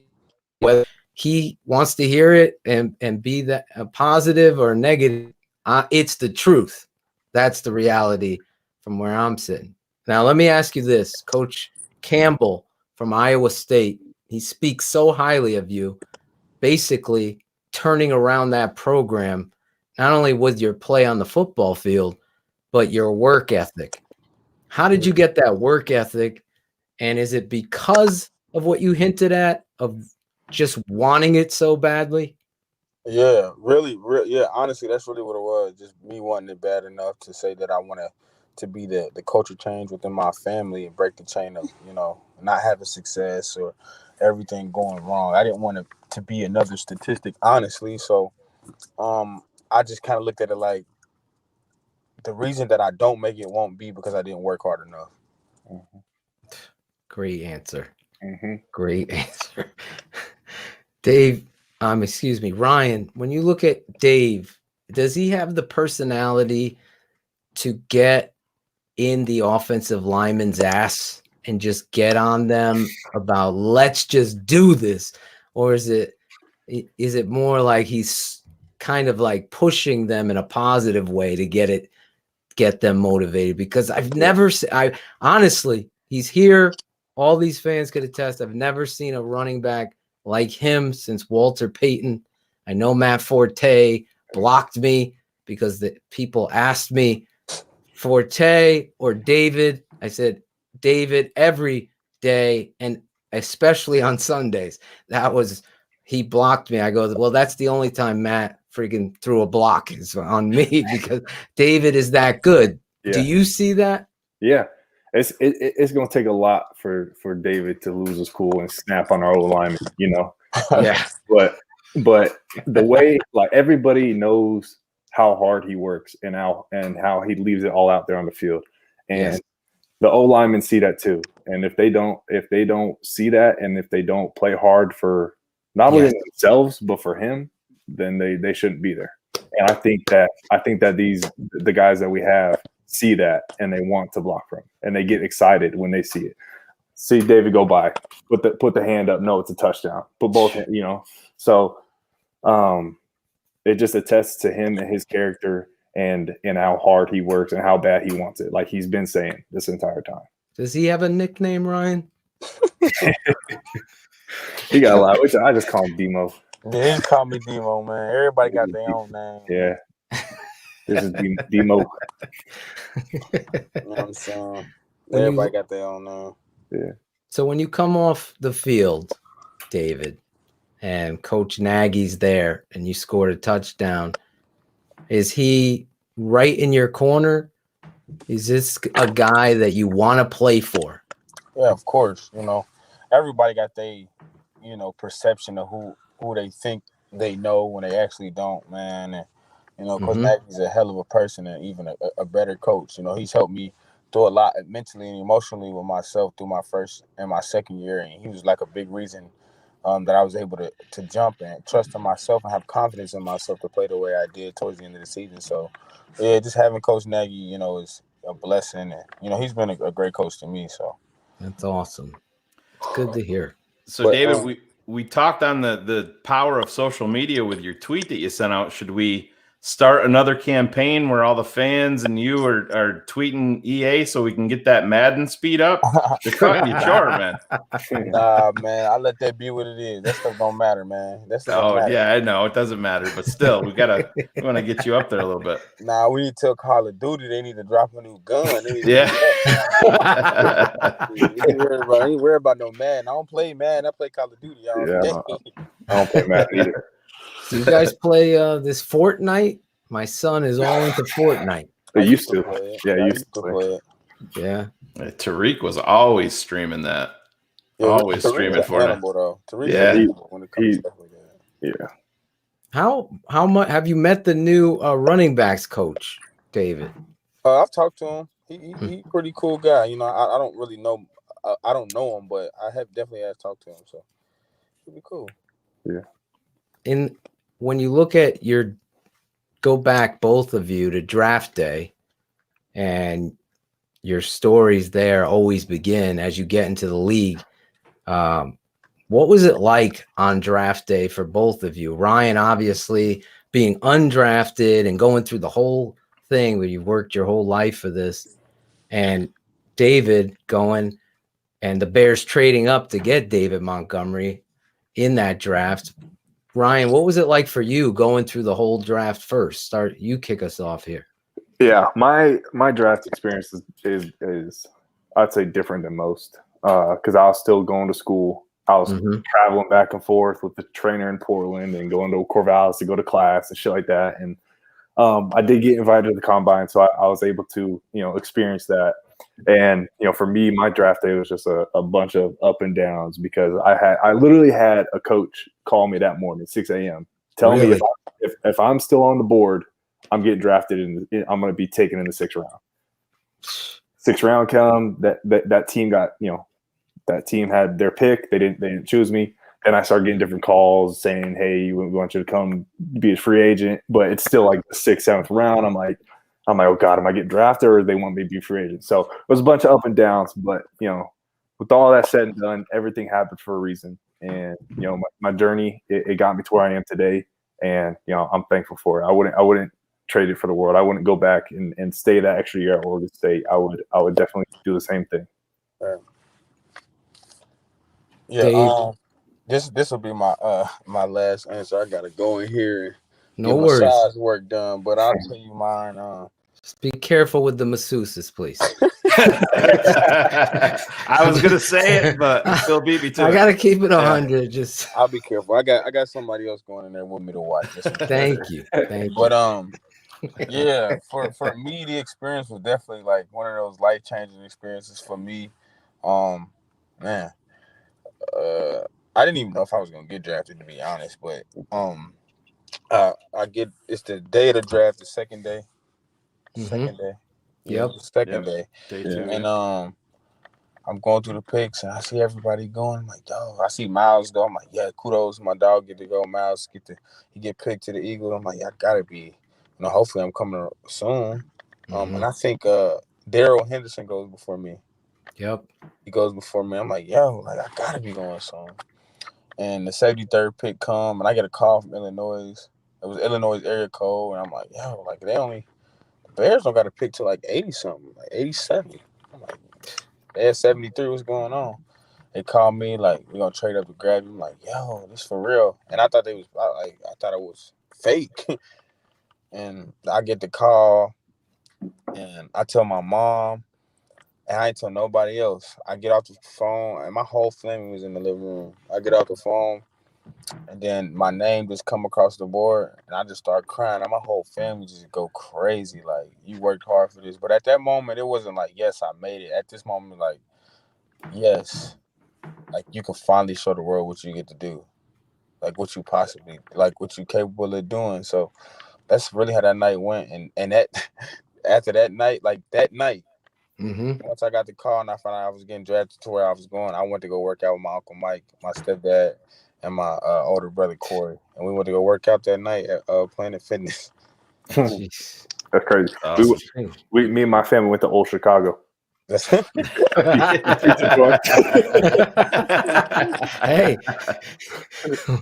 it is what it is. My mom thought it would be funny. David, but, I definitely thank y'all for having me on the show tonight, man. Yeah. Y'all finish up with my dog Hollywood Rye. Yes. Whenever y'all need me to get an episode, man, just reach out. I'll be here. Yes, All right, we man. got to Thanks. get you on. My son is dying to say hello to you, but he's very shy. Can you say hi to Tate? What's up, Big Tate? There you go. I'll play that for him tomorrow, and I'll film it as he does it. You're the best, David. Thanks, David. All the best. Appreciate y'all.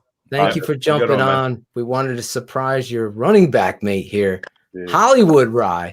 Hollywood Rye. He got me. Be safe. Be safe in the masseuse, and take care of those hamstrings. I know Rashad is working you out. Yeah, I got you. All the best. That's Thanks, David man. Montgomery jumping on with us, surprising his boy. Yeah. Let me tell you, me and Dave were DMing, and he's like, I gotta surprise my boy Rye. He has a lot of respect for you, and you see the fans, they see how much the camaraderie and the fact that you both live for this team. Hollywood Rye is going to be the That's when we told you we had a surprise for you. Do you think we're going to bring out some ex-girlfriend that all right? Because I looked at you when we said that. You're like, Ryan oh, Nall, shit. this is your life. Yeah. This is your kid. You are not the father. That's all you want to hear, for God's sake. Claudio, our producer, has 4 daughters, for God's sake. He can't even get a boy. Oh man. But I think you and David are the first teammates that we've had on together since Kyle Long and Akeem Hicks. We had them on, and that was quite ignited their careers. Yeah. We put them on the map. Let's hope it ignites mine. Yeah, Listen, there you go. I'm telling we got you, man. Ryan, I get goosebumps when I'm talking about you now, because tonight, out of all the nights, I really see, and this is why I wanted to talk about that draft journey with you and David to bring us back, because as an analyst, I don't get to sit down and talk to a player to see the kind of character they have. Yeah. And anybody leaving this interview and saying a bad thing about Ryan Nall's a fucking punk ass bitch. That's the reality of truth. That's why this show is what it is. We get players on here keeping it 100. I saw somebody, you guys are keeping it 90. Are you kidding me? I fucking asked the hardest questions and getting the greatest answers from you and your running back mate. We got a two running back set. I only could have dreamed to make it to the NFL as a running back. And here you are, Ryan. So nobody should be disrespecting you ever. I see the jack of all trades and character in you. Now, running down on a kickoff, Ryan. Yeah. What's that feeling like?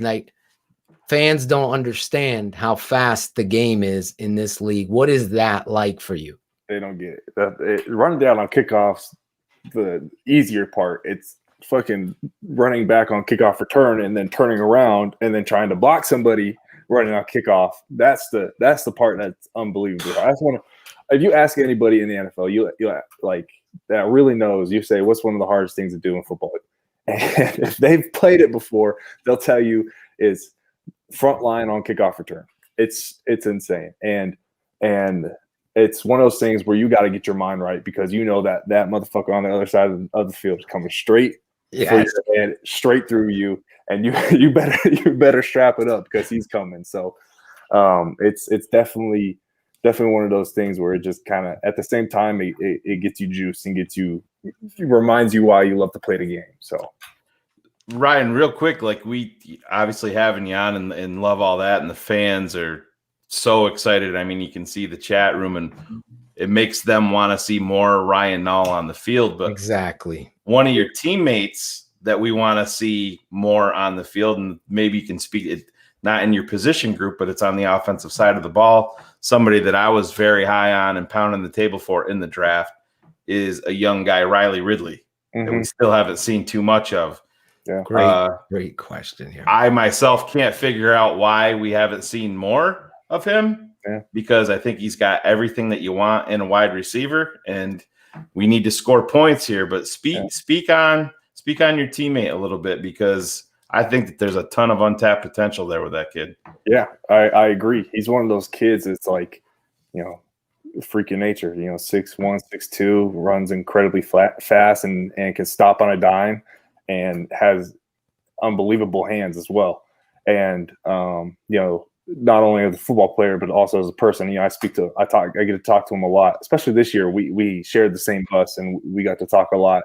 And I learned a lot about him. And he's just, as a kid, is just humble and grateful and thankful and he understands how hard it is to get to the NFL, and he's not taking it for granted. And I agree. I would love to see him to get out there and get on the field. And I think it was also the Tennessee game. It was like a big third down. He caught that in route. Yeah, he and just man. Every time he's on the field. Yeah, that to the whistle. He had that reception, and Phil and I are like, all right, that's going to light the fuse. We're going to see him next week, and then no reps, doesn't dress. I don't think he dressed the next week. It's one of those things where it's just unfortunate that that's the situation that is in. But I believe that Chicago's got a plan for him, and we Let's will. hope so. And we'll hope, and hopefully we'll get to see him a lot more this year. On top of that, sorry, Shane. Oh, go ahead.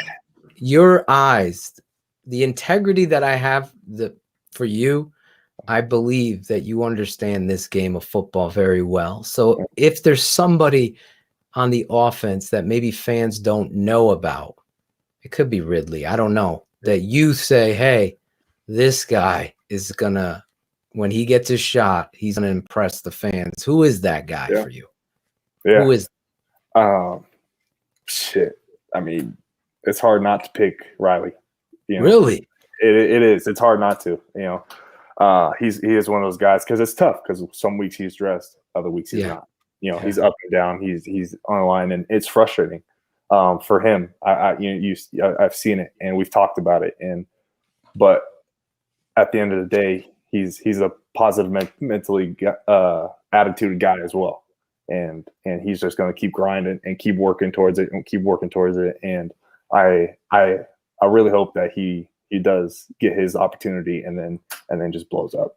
Yeah, I really thought you were going to say Cole Kmet, and no, I really did. And the fact that you doubled down on him makes it even bigger for me. Phil knows I was pounding the table for he the actually guy. called it the night before. He's like, how could you not take Ridley coming up in the next round? We wanted him in the third round. I go, oh my God, you're right. We got to get that. We get him every time, like you said. But go ahead, Shane. I'm sorry. How do you not love Ryan Nall? Love it. Running back Absolutely. Ryan Nall is all class tonight, coming on, jumping on with us, breaking it all down and giving us his time. I don't want to be, we've been taking a lot of your time and you had your teammate on. So obviously, I just want to ask him one more, Ryan. You've been awesome with your time. What do you got for me? I'm a numbers guy. I'm not talking number stats guy, but I look at some numbers. I'm like, oh man, you can't wear that jersey number. Speak on number 35. Is that something that you did you get to pick it out? Was it a team ed situation? Here you go. 35 is yours. And are you a numbers guy? Is that something that you've ever looked into that you want to keep or that you want to change or what? No, yeah. So high school, my freshman year of high school, middle school and grade school stuff, I didn't really care about numbers. I didn't really pay attention to them. Whatever they gave me, I wore. But my freshman year of high school, my high school coach gave me 34, and it stuck. I wore it the rest of my high school career. And when I got to Oregon State, they actually, I think a walk-on had it, and they told him he had to switch numbers because I was coming in, and they gave it to me. And a lot of people may know this or not, but Steven Jackson was at Oregon State, and he also wore 34. There he is.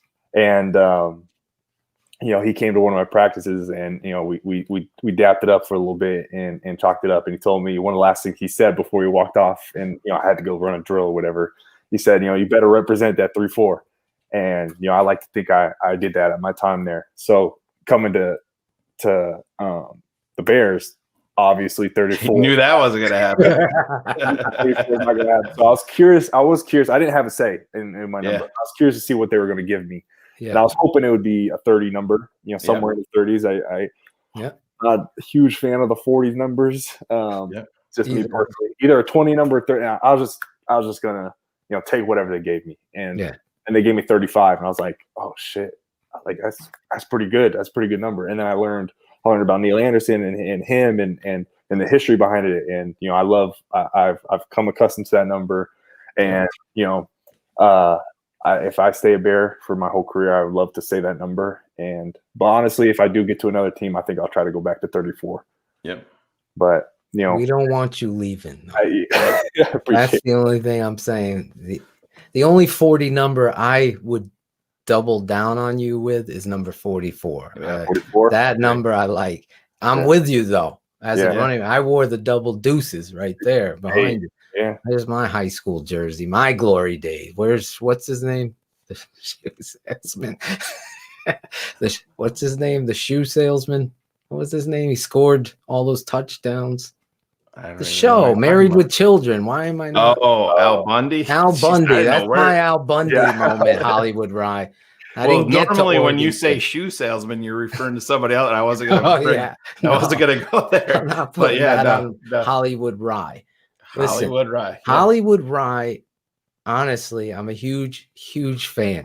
I saw of your college game, of your tape, and the person now just puts the exclamation point. You're, like I said earlier, your effort and everything you do going forward.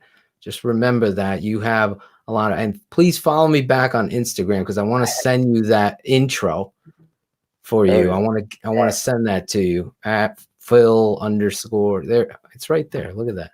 But I need one favor from you before we let you go. You got to put on your acting chops. You now, got to put on your Hollywood acting chops. Let's go, Hollywood. Hollywood Pressure's on. and scene. Got to rub your earlobes and do the woosah and calm Now down. I know our producer and our guy. He's saying hi. Ryan Berlissimo says hi. He's I staying see up it. late. Staying up. Berlissimo. That's There my you guy go. right there. He watches There you every Twitch stream. He does, and he's your number one fan, I believe. He's my boy from London. London. He's on our network. He is every Sunday Draft Mob with me, him, and Shane. Check that out sometime. There. Excuse me. I was gonna laugh. Let me isolate on you. Tell me when you're ready. You know, he sent you the script. You're the first one we've set the script to. Do you have the script, or do you need? I can tell you. Yeah, you could. This is.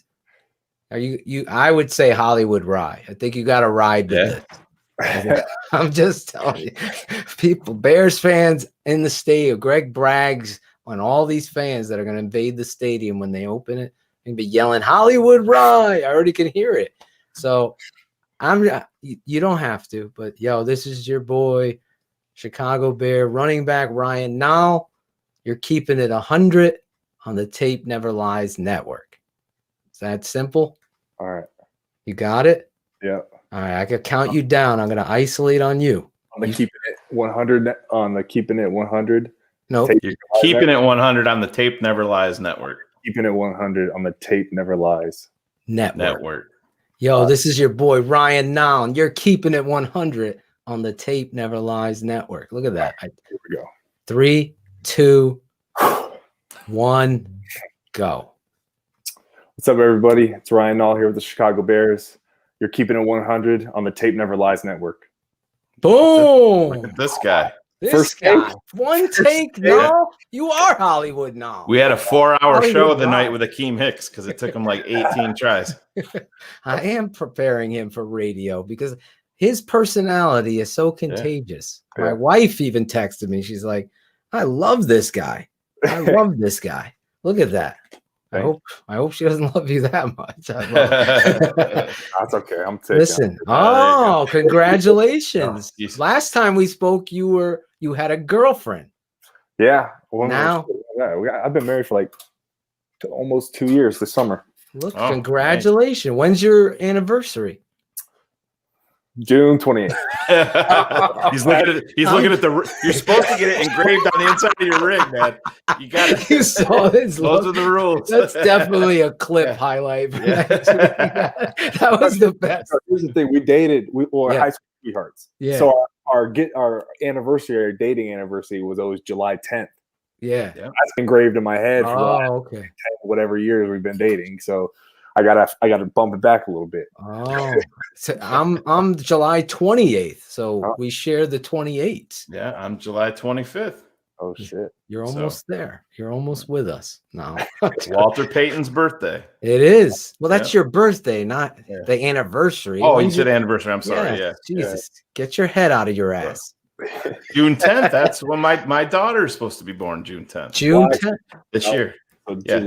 June 28th. Oh, June 20. I'm all fucked up. Don't listen to me. Don't listen. He had the COVID shot. I had my Johnson & Johnson vaccine today, so He's I'm trooping being it out tonight. Being a trooper here, yeah. He is. I'm proud of you.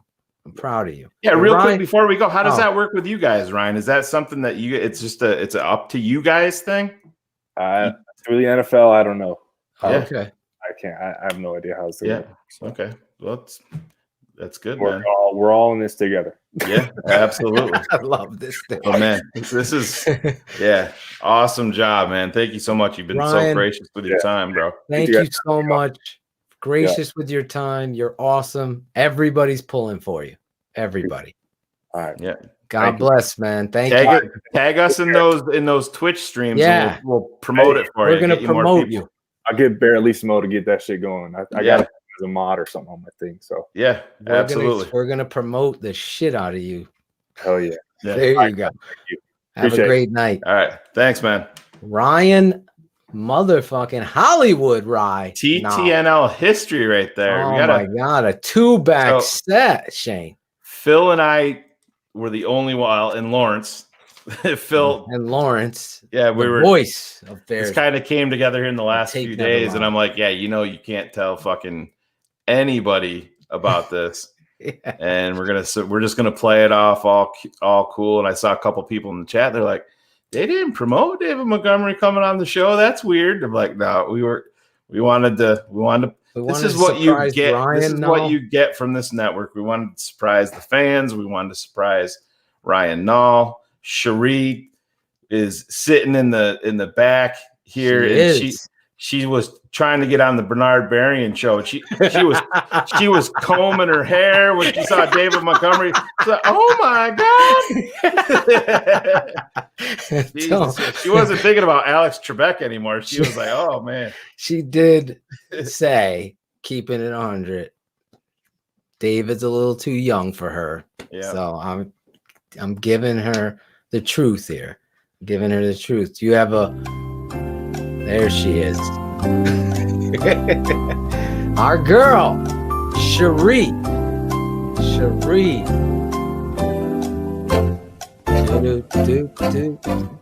She's waiting for that Bernard Berrien show. Yep. In anticipation. She just texted me. She said, tell Sandlin he can kiss my ass. I'm taking that show too. You gotta love it. Claudio, the barber, where are you? I'm still in awe right now because I was.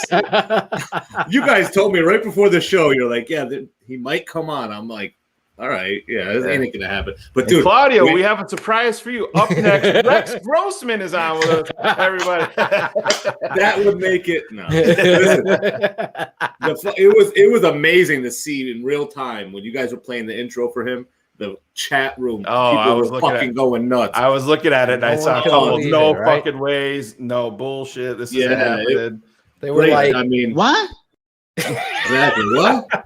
Dude, I wanted to play the Nagy drop so bad when they were on, dude. Oh, I know. I wasn't gonna, but I was like, I didn't want to get either one of them in trouble at all. Of course. Got excellent get off. Yes, he does. He's got great get off. And they both got off on the right foot here. I mean, if you don't walk away impressed, the 2-back set. Oh yeah. Ryan Nall, David Montgomery. Listen, did we say anything that we've never said with, on this show? We didn't switch it up. We said what the truth is. Yeah, well, that's it. Listen, I was reading some of the comments. Some of the comments were just, I mean, you have to have a little bit of decorum. You obviously walk that line. I mean, you can't. Some dude in chat's like, ask him if he thinks that Nagy's a shitty coach. Yeah, exactly. Come on. You heard. I asked him. He gave you the answer about Nagy. I worded it in a way where David can answer it truthfully. You also heard, hey, I run the plays, and he was keeping it 100. I mean, David Montgomery.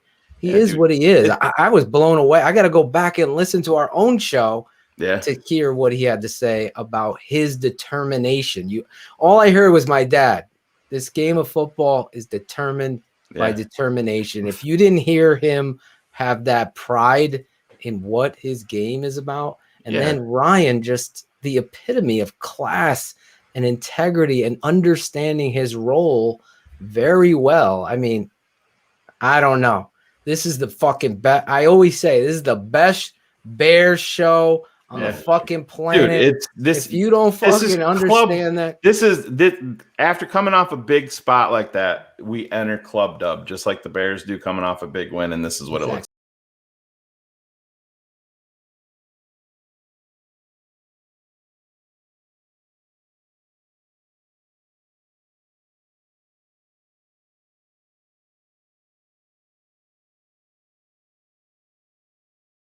What?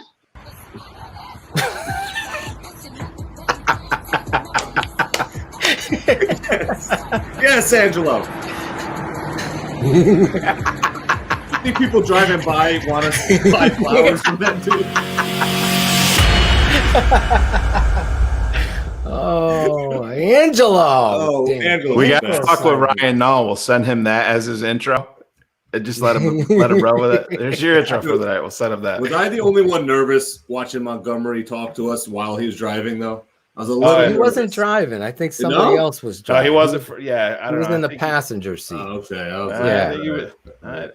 I don't want to throw him under the. Yeah. He was in the passenger seat. He was. Yeah. I'm telling you. But don't forget the camera's reversed. Yes. I'm just saying it was in the passenger seat, man. Yeah. Well, and his answer to the comment, the bad and good comments, that was a great.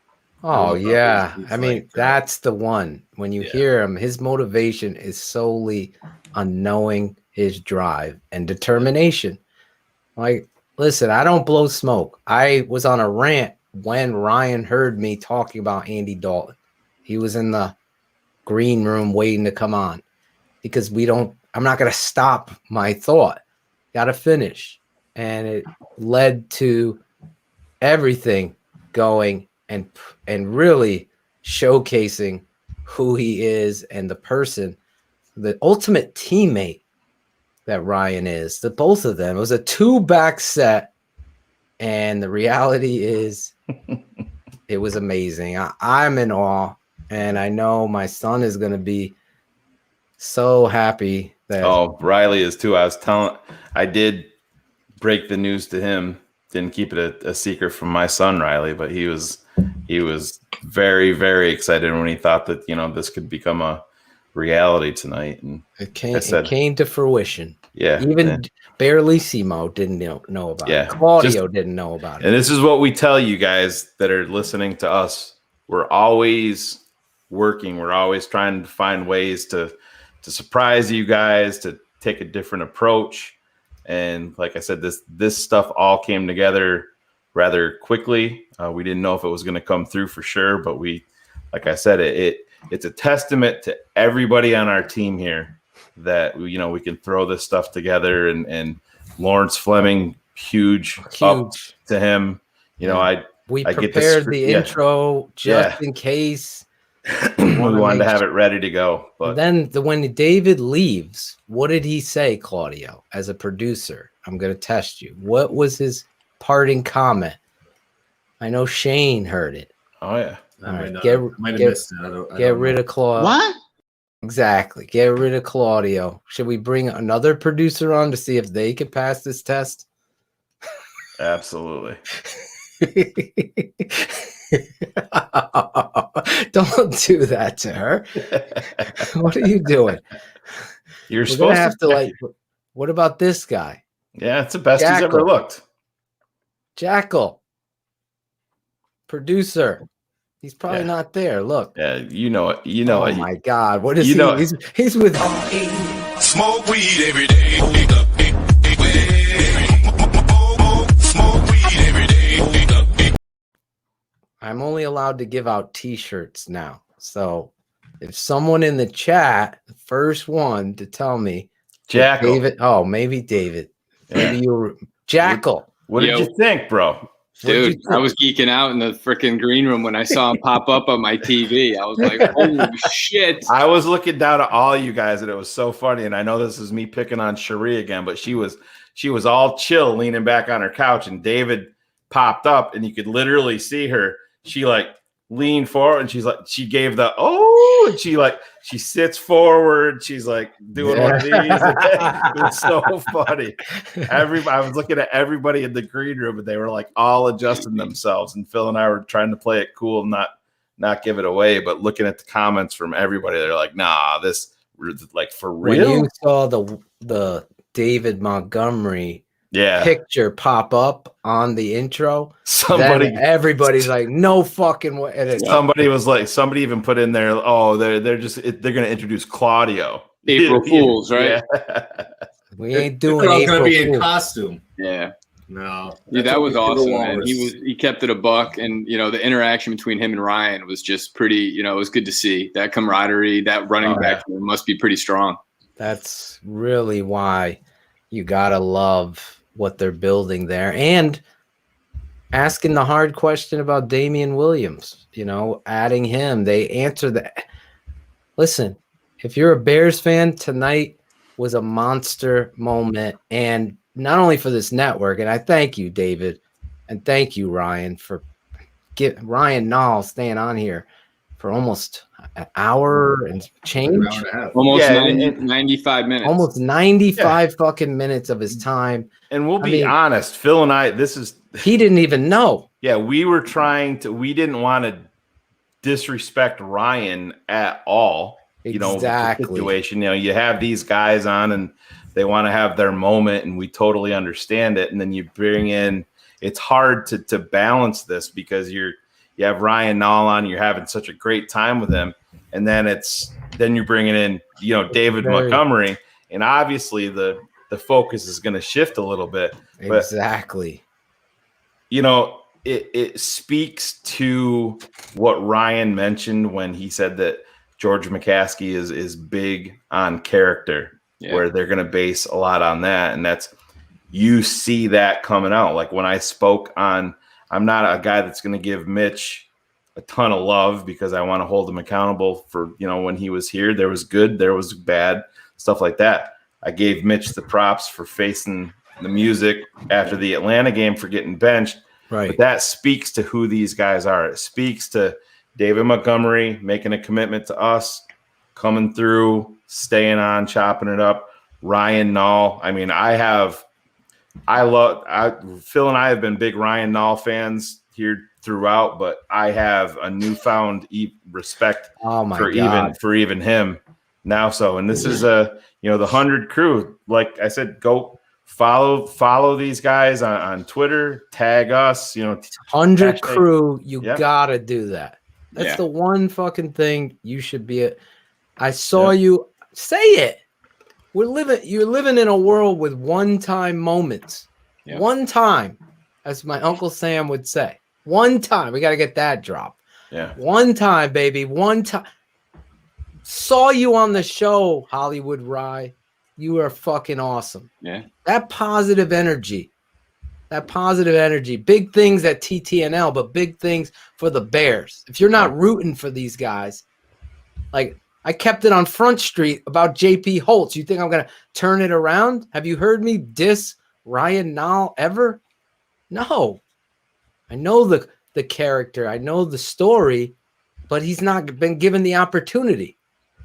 Now, I pushed on that. The fucking coach needs to understand the identity is 32. I said it right there with him. Yeah.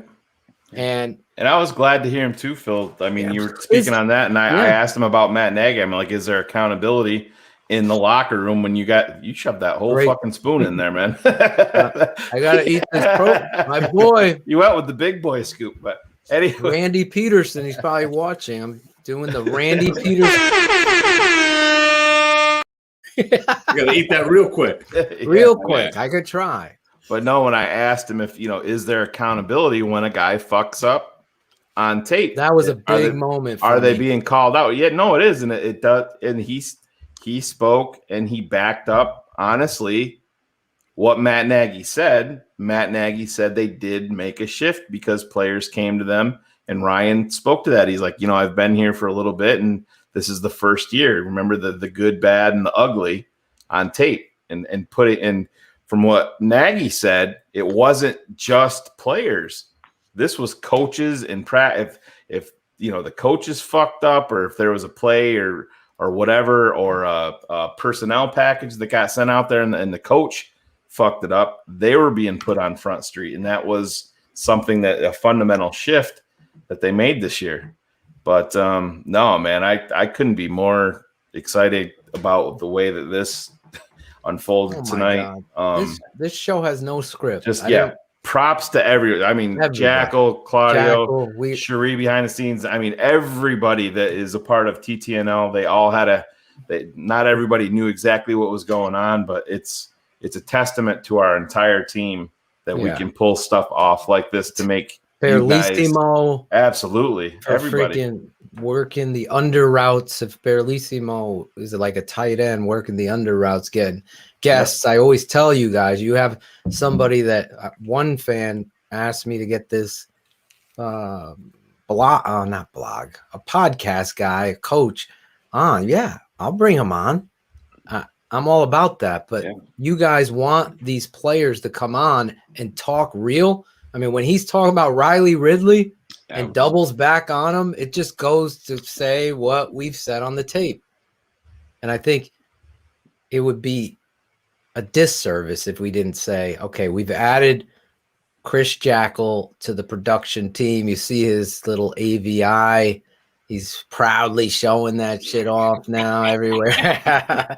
You see that. But, you know, you got Cherie sitting in the back.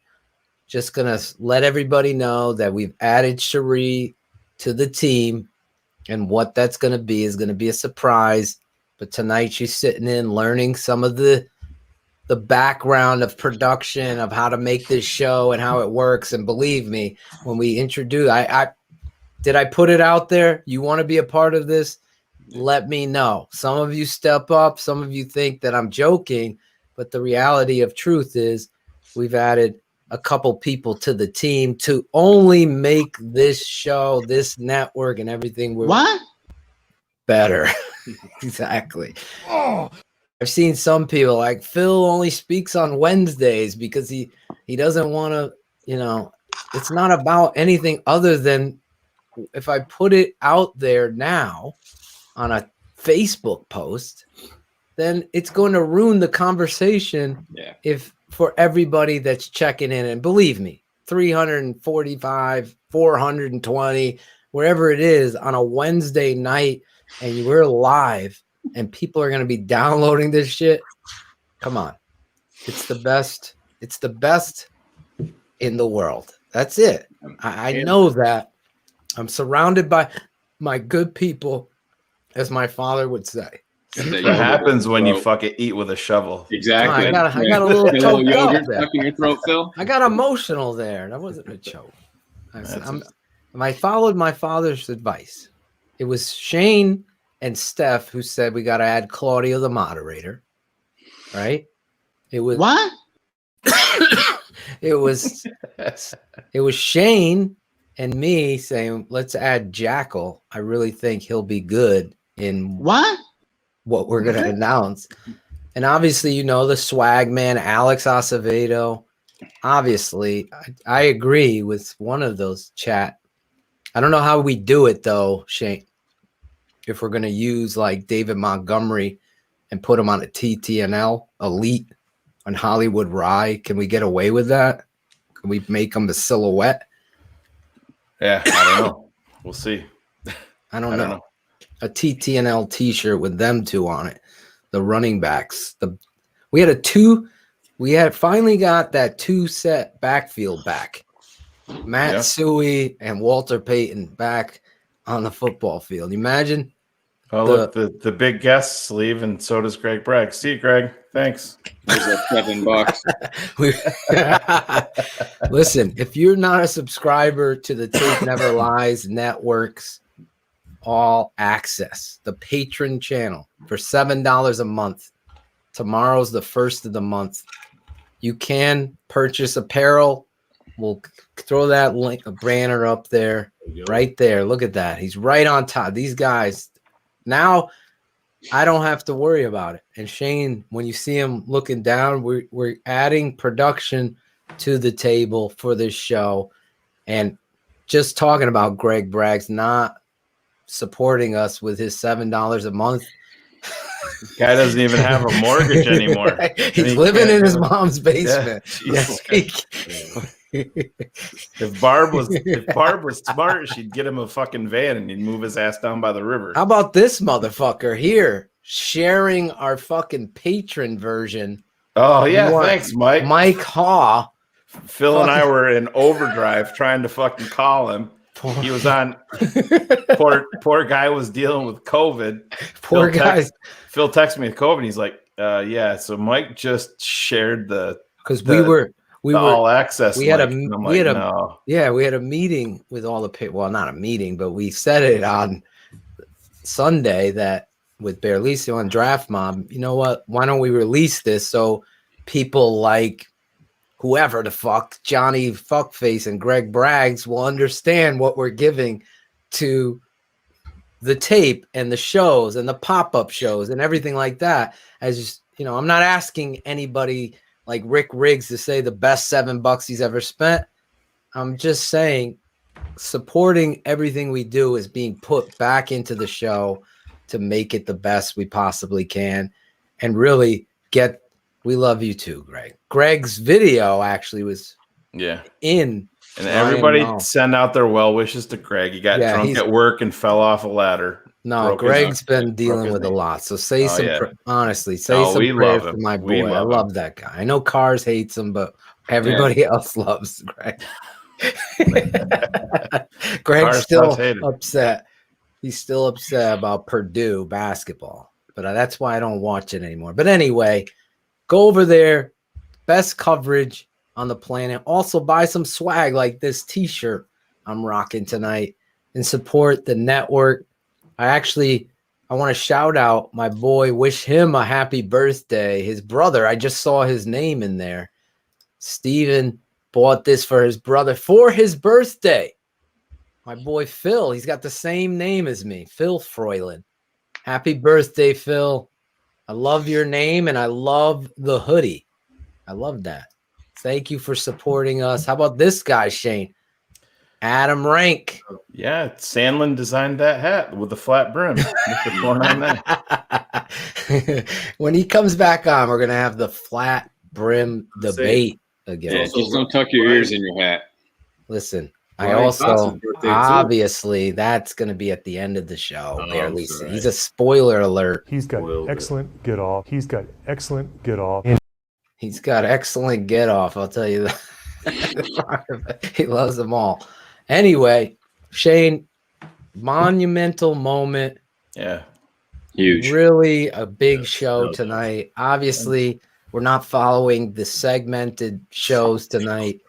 There's no tweets or anything like that. There's just been a showcase of real talk with the real players on the real team. We don't talk about it. Be about it.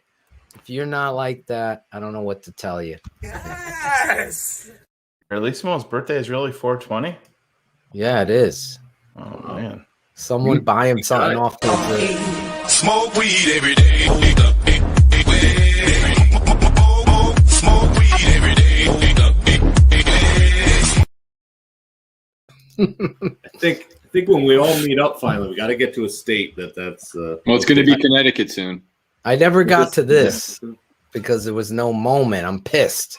I gotta play it now. Hey, my guys from Keep It 100, how you doing? Shane, Phil, Claudio, nice talking to you again.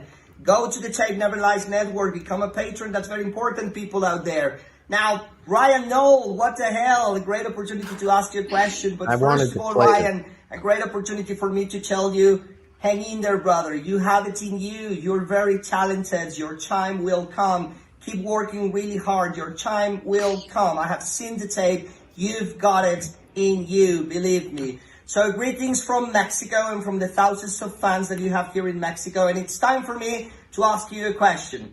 So Ryan, what do you think about teams playing 17 games this season? That's my question, guys. Become a patron, the Tape Never Lies Network. See you, Ryan. Bye-bye.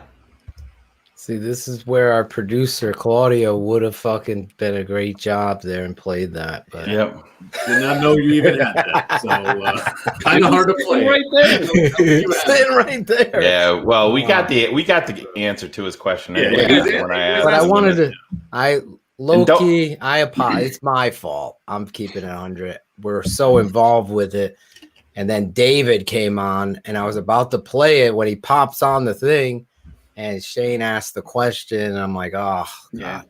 So you asked a really good question, too, right when David came on about what his thoughts were about his head coach and his offensive coordinator. And then David pops on. And I'm exactly. I'm writing it down, what you were asking, and I was like, that's a really good question. And then I was like, oh shit, there's David Montgomery, and the next thing you know, all hell breaks loose. So it was starting because I heard that we get a little ping in our ears, and I looked down and I'm like, oh shit, that's Monty's here. That You guys thought I was bullshitting you, but I was not. No, I don't lie. But it was a moment for me too, because I really believe in that guy, and I believe in Loki. I appreciate you doing that again. I apologize. We got to get Loki a updated Bears helmet. That looked like it was from 1978. I have an old one like that too. That's the only reason I'm saying that. Yeah, happy birthday to Mrs. Loki today. So shout her out. out. Nice. Yeah, happy birthday. It's his. How about this, Shane? Are you ready to do a little manscaping?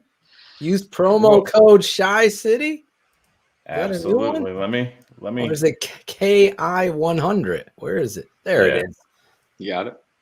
Yeah. Get 20% off Manscaped plus free shipping. And he pulled it down when I'm reading it. I don't know who did it. Free shipping with promo code KI100 at manscaped.com. Are you going to get Manscaped? I know Angelo did. He's all over it. Great show. Go over there. Put in that code KI. It's not 1. It's not 1100. It's KI 100. It KI 100. Get them. The more you do, the more you sell, the more it helps the network. Shout out my boy Michael Tran. Guy has an egg roll truck in Iowa, Tooch. Got to support this guy's egg roll truck. Damn, that sounds good. Yeah. No, makes all different types of egg rolls. It's not an at-home vasectomy. They have this crazy guard on there. It's unbelievable. It is. Changes your life. Yeah. Ask my wife. No. Yeah. I wouldn't know. That could be the lyric. I'll find out one day. We're actually making an original song. We're trying, Claude. It's okay. Claude. I'm waiting for an answer back. Claude needs his back. Claude's got more razors than fucking anybody. Exactly. I got enough. Actually, you're gonna do a live display on Angelo. Angelo. From your barbershop. Model. Shaving. Exactly. Yeah. Model. He wants the full Brazilian. With the good thing I'm Italian, so I don't do Brazilian. Angelo stepped up, so he's going to return at some point in April. That's what I'll tell you, because I know Angelo's. I saw Rel Ramey talk about this. Angelo Marino from Wallingford, Connecticut. There he is. He'll be back with a special challenge. Shane has given him. I don't want to spoil it. You think tonight was good? You think tonight was good? You guys just wait till Angelo returns. The return of Angelo. And it's not saying that he's going to be on every show. He's going to make a return appearance, and then we're going to suspend him again. There you go. Yeah, guys, if you're a patron, you don't share like Michael the patron stuff to public. That's my word of advice for you guys. But do us a favor, though. Seriously, go over there, buy some swag. Alex Acevedo, Chris Anlin, Heather working hard on the swag. Red Hat, yes, I realized it was a joke. I didn't think that you were really saying it was an at-home vasectomy kit. Thank you. Thanks for clarifying that. Oh, my God. What a show. I think we've said it all. Let's get to our last segment of the night. Obviously, 2 guests back-to-back weeks. It's been crazy. This Saturday, me and my father are going to be breaking down Damian Williams on X's with the O's, and we'll be breaking down Angelo. What's his last name? Blackson. Angelo you can't just say Angelo on this. No, we got 2 Angelos now. Yeah, it is like irony here that we got an Angelo, and now we have an Angelo on the football team. When's the last time you saw an Angelo in the NFL? I have. Yeah. Look at Cool Kennedy. Yes. He's bought it too. And Christian Jones. And we're going to take a look at Christian Jones coming back to the Bears. Big Cheese has come back. I'm not used to players coming back. When was the last player? Do you remember that draft, Phil, when I was screaming? Oh my God, we both were. Yeah, for Christian Jones. Christian Jones, we loved him out of Florida. So much State. talent, and they did him no service at Florida State. They moved him. I mean, this dude played fullback in college. They played him all over the place, and gotta let him. I mean, he's not a game-breaking linebacker, but he's an important depth piece on any team. So I was glad to see them bring him back. He's got excellent get off. Thanks, Brian. He's got great get off. Thanks, if you Coach. guys have any guess, plays are nice. They're good. We need more of those.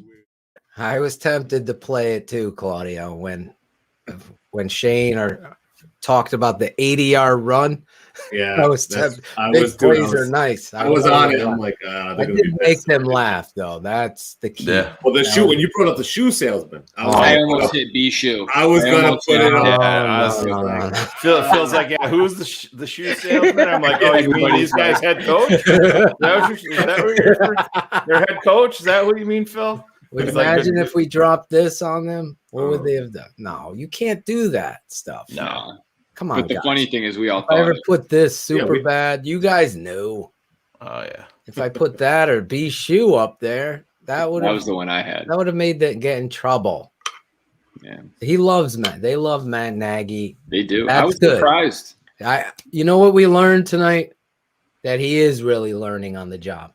Yeah, that is the reality. Because Nall saying, "Well, this is the first year he did it," confirmed that. Yeah. And I really like that. That confirmed that. You know what I'm saying? So it really checked a lot of boxes. And then David Montgomery guys, he just trust me. The guy tonight is just humble and determined, but he really is elite. Elite. I love you guys, 100 crew. Oh, you had something to say? Footwork King sent me a DM. It was so funny while David was on. Really? And sent me I think he was sitting right next to him. Sent me some. Just can you do that again real quick?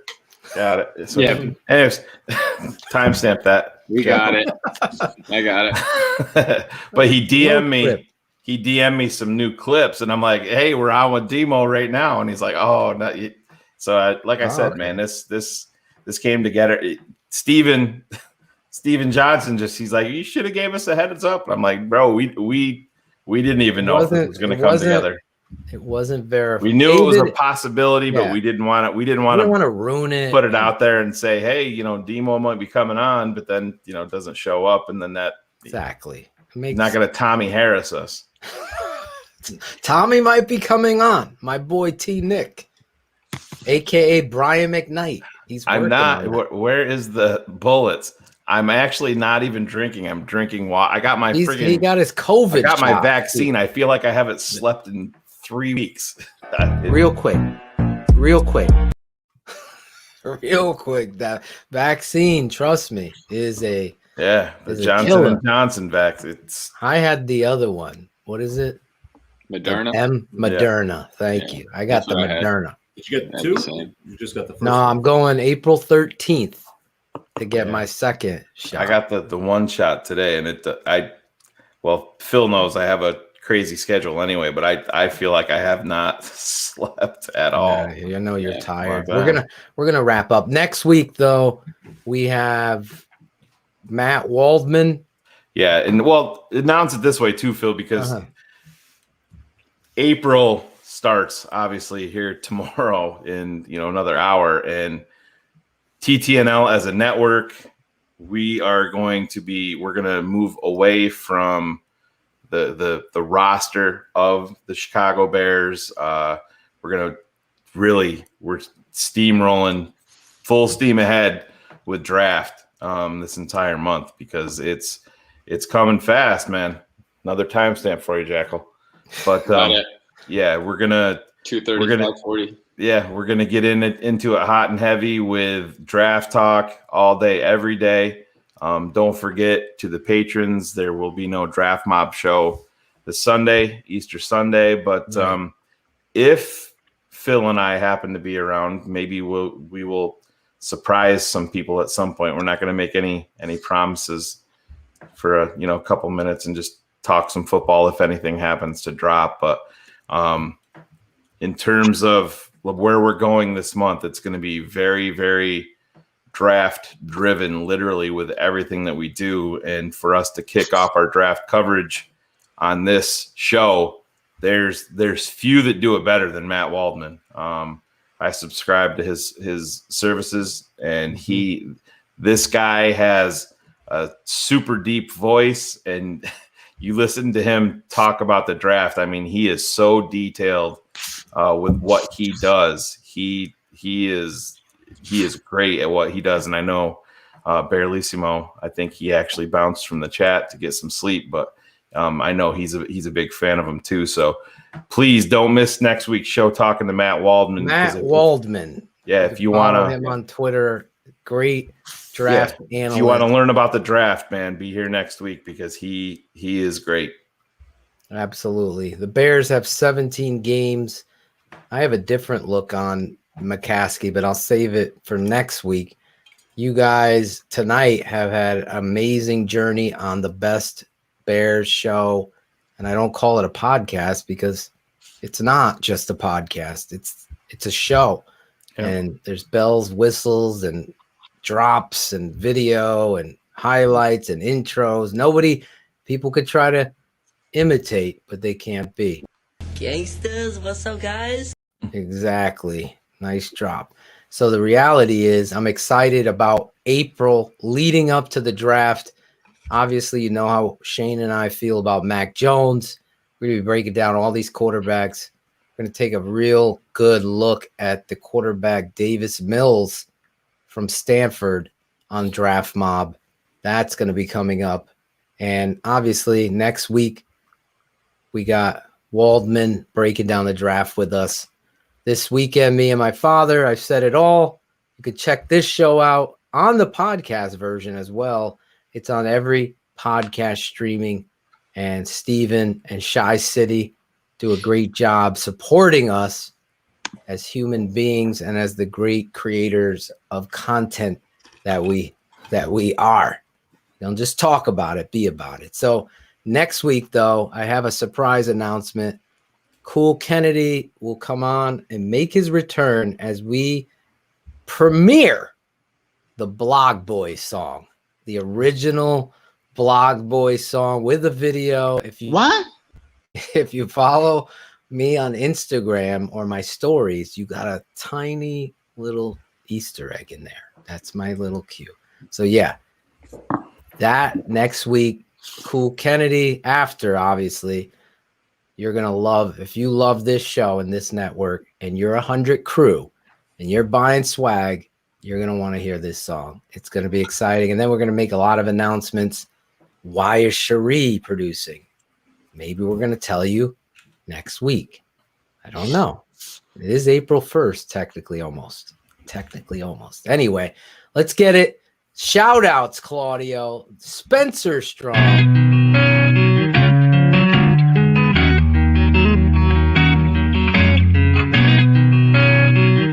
Shout out Tape Never Lies. Shout out. I know you hear me, baby. Shout out. I know you see me, baby. Shout out. We gotta holla at you. Keep it 100 crew. Gotta show love too. Shout out. I know you hear me, baby. Shout out. I know you see me, baby. Shout out. We gotta holla at you. Keep it 100 crew. Gotta show love too. From the fans in the stands to the follows on the gram. Thanks for your support, showing love in the DM. We stay Spencer strong, fight together till the end. Now it's time to shout out worldwide friends and fam. Like the network that keeps it real, 100 crew. So many in the world that I gotta show love to. For some this policy, the show is at its end. But for me it's so important to thank the charter members and the fans. Built the network, speak the truth through the tape. Never run around the truth, no narratives we create. Set them straight, no bubble screen on 4th and 8. All Claudio Jane getting nervous, cause keeping them up too late. That's it, no more to say to get the shot of vital. But hurry up, cause the postman's getting homicidal. SPENCERSTRONG. I know you hear me, baby. Shout out. I know you see me, baby. Shout out. We gotta holler at you. Keep it 100 crew. Gotta show love too. Shout out. I know you hear me, baby. Shout out. I know you see me, baby. Shout out. We gotta holler at you. Keep it 100 crew. Gotta show love too. The network that keeps it real. SPENCERSTRONG.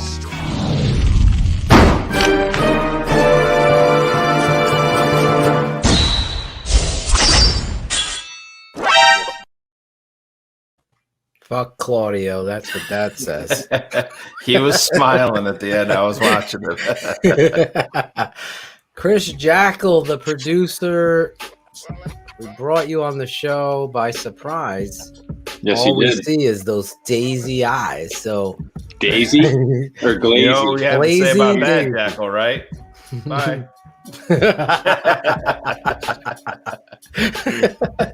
Hey.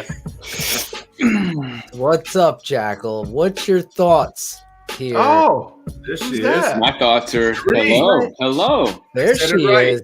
Cherie. Cherie. It's Mrs. Trebek. I wrote out my shout outs tonight. I'm prepared.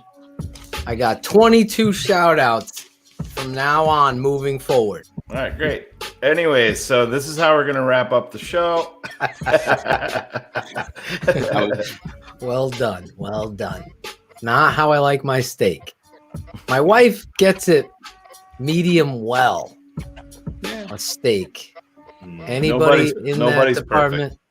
Yeah. Nah, We should ask Angelo because he eats out what 27 times a week. I go, you're killing the steak. Just put it medium and enjoy it. Yeah, he lives the same way. Yeah, I'll do like drives the me perfect. insane. I have the Traeger grill that I absolutely love, and I'll do a kick-ass steak on there. Yeah, Sure. yeah. I'll get inside and be like, "Damn, this is fire!" And then I look over here. She is walking hers over to the microwave to nuke it for. I'm like, "What are you doing? Can you put this back on? I've also never been an A1 sauce guy. No, me either. Never. Totally agree. Well, You go without it. now we got to go with Cherie first. 'Cause I didn't know you were bringing her on. Are you upset that he brought you on? Keep it on. No. Okay.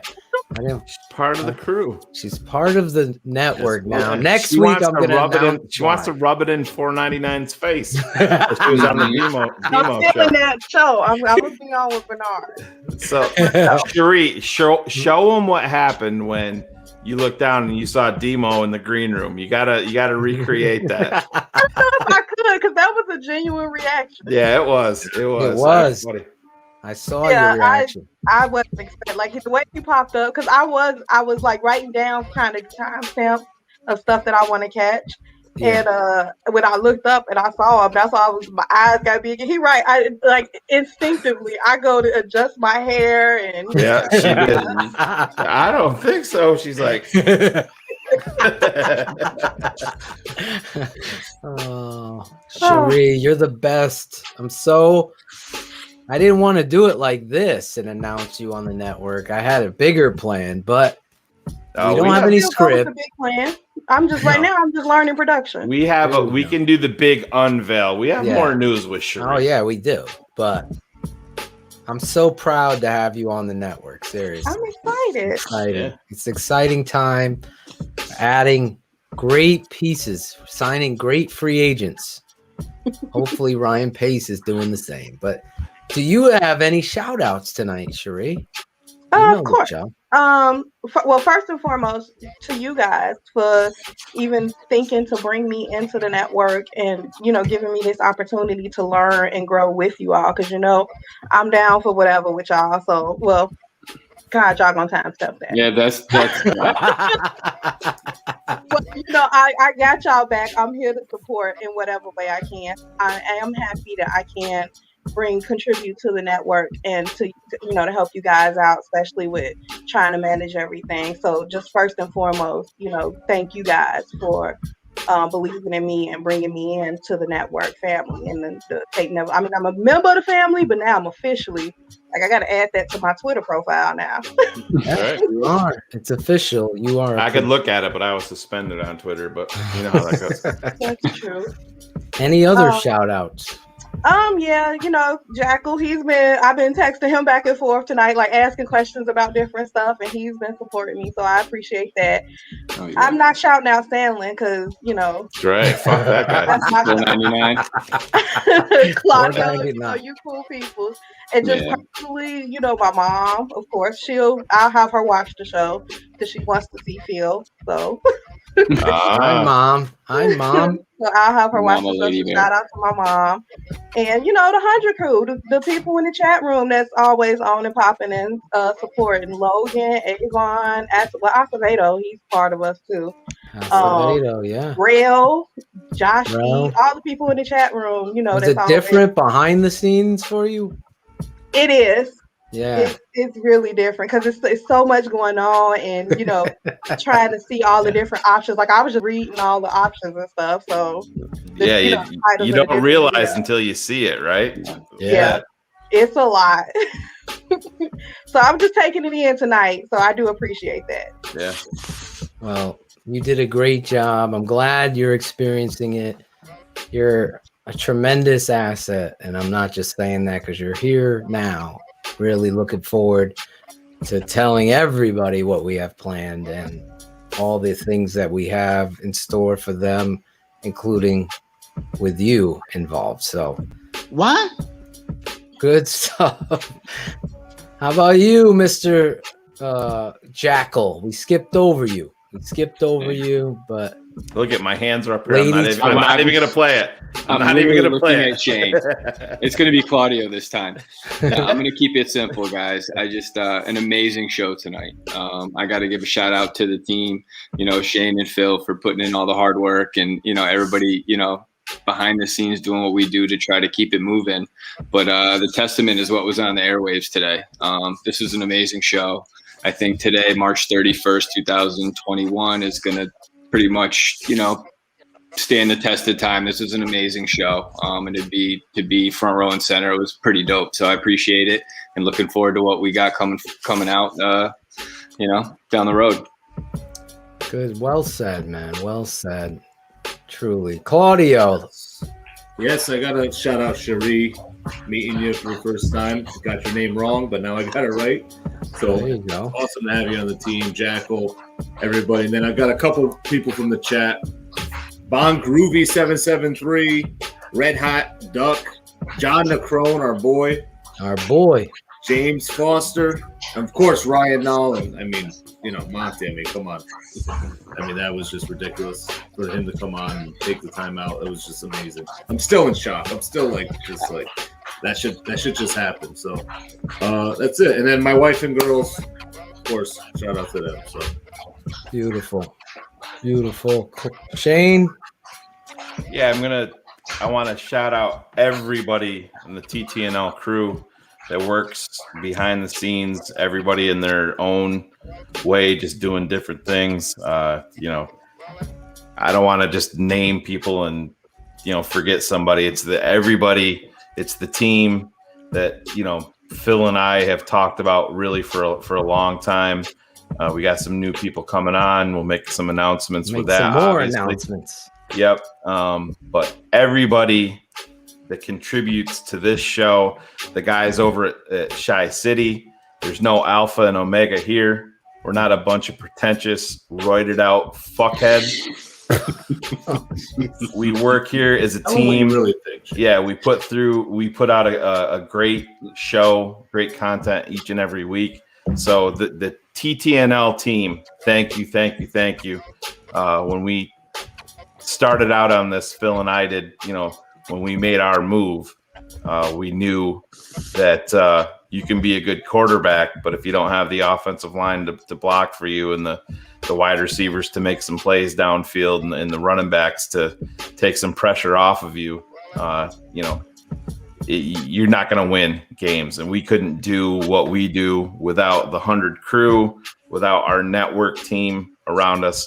So thank you. And I know I'm going to step on Phil's toes here a little bit with where he'll go with some of his portion of his shout outs. But again, Spencer Strong, today's Ryan Cox's birthday. Yes. Huge part of what we do and what we believe in here at this network.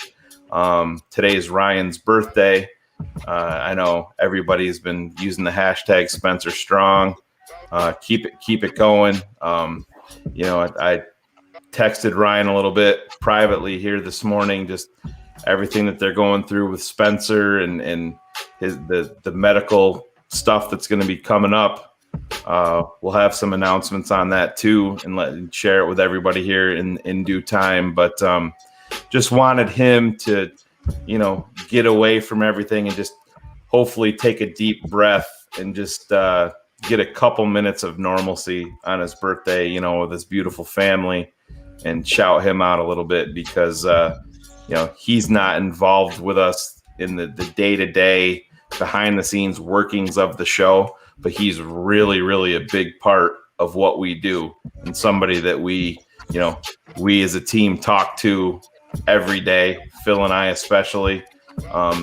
And just it's important for everybody to know that Ryan Cox is a huge part of this network, even though you may not see him on air or see him behind the scenes. He's the definition of, what I want to be as a man and as a father, and what he's dealing with. It's just it's hard to even talk about somebody having to go through with and deal with what they're dealing with. It says so much about his entire family, his beautiful wife, his kids, and like I said, Spencer, 2 years old, and that kid's a fucking warrior. Absolutely, what he's dealt with in his short time here on this earth. It's an amazing story, and us as 100 Crew and as TTNL, we're always there, and power of positivity. We've said it before, and I'm going to say it again. I believe in that. You put some positive thoughts out in there, and you can change the world. You really, really can. And just keep those positive thoughts going to the Cox family. Hashtag Spencer Strong. Keep it rolling on social media. Even if you post a picture of something that doesn't have to do with us at all, hashtag that Spencer Strong, and let's keep that movement going. So thank you. Well said, man. I said to you, I'm going to do 22 shout outs every week. That's how I'm going to do this moving forward, because, the chat room was rocking. Without you, the 100 Crew, there is no show. And really, the hard work and everything we talk about and everything is like David Montgomery. When it comes to a show, you're in my brain of how I want the creativity. And Cherie and Jackal and others got to witness a meeting where I got to have this open a certain way, and we got to set the tone for the show, because it's about this family. It's about Spencer Strong. It's about Antoine Lee and Alberto Valdez, people that are dealing with things that we don't even know. Whoever, John McNabb, and he's dealing with something, and the next guy's dealing with COVID, Mike Hall. We have forgiveness and compassion. There's no doubt about that, because it is a family. So I don't think I could say any more, but happy birthday to Ryan Cox. And no, as a father, I can't even imagine the turmoil and the trials that internally you're doing, not only as a parent, but in a marriage, and how that could take a toll on everything. So your help, and believe me, we're setting up something real truthful in regards to everybody, helping out in a way that's never been done. And it's not for shits and fucking giggles. It's the reality of really helping. So that's our goal here. And I know we could do that because we have some of the most, Kenneth Davis wrote me the next day. He's like, holy motherfucking shit. Your fans are real, bro. Real. And that's the testament to you guys. I can't thank you enough. Even you fucking trolls. Thank you. You're watching it. You're critical of it. Good. You make me better. You make Shane better. The reality. Thanks for watching. You fucking fast forward it if you don't like it. On my shout outs, I got to say this. David Montgomery. There's Ryan Cox and Spencer right there. Family right there.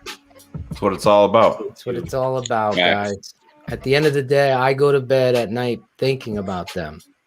I think about my boy Big O, the first patron ever, believing in us before we even opened up the fucking subscription. He's in there. I think about that. I really do. I think about this guy. Ryan Cox is the guy that keeps me posted on Twitter. Yeah. So if something happens, Ryan copies it. You'll see all my news breaks or whatever. It's Ryan Cox's tweet that I screenshot because he texted me and I share it. That's how great this guy is. God bless you, Ryan. God, you had to put that up there and get me emotional now. Yeah, dude, that was, yeah. Jesus. I love you, Ryan, from the bottom of my heart. Seriously. Yeah, we all do. And those guys that reach out to me and tell me your fucking story, I go out of my way for it. Anyway, Phil Froyland, you saw him wearing the draft. Happy birthday. Huge fan. His brother Steven and Phil, they count for one. Okay. I'm doing the 1A and B there, Shane. But they reached out. They're patrons. They support this network in Cali and go out of their way. When you do that, all I say, what the fuck does it take to share? Like, why can't you just share? What is the turmoil there? Fuck troll boy Steve. What's that dude's name? Justin, some crazy ass dude. I've never changing my words. Great narrative. It's crazy how I guess you've made it when you have that kind of troll real quick. I really believe it. Dustin Combs, shouting you out. Alec Baldwin.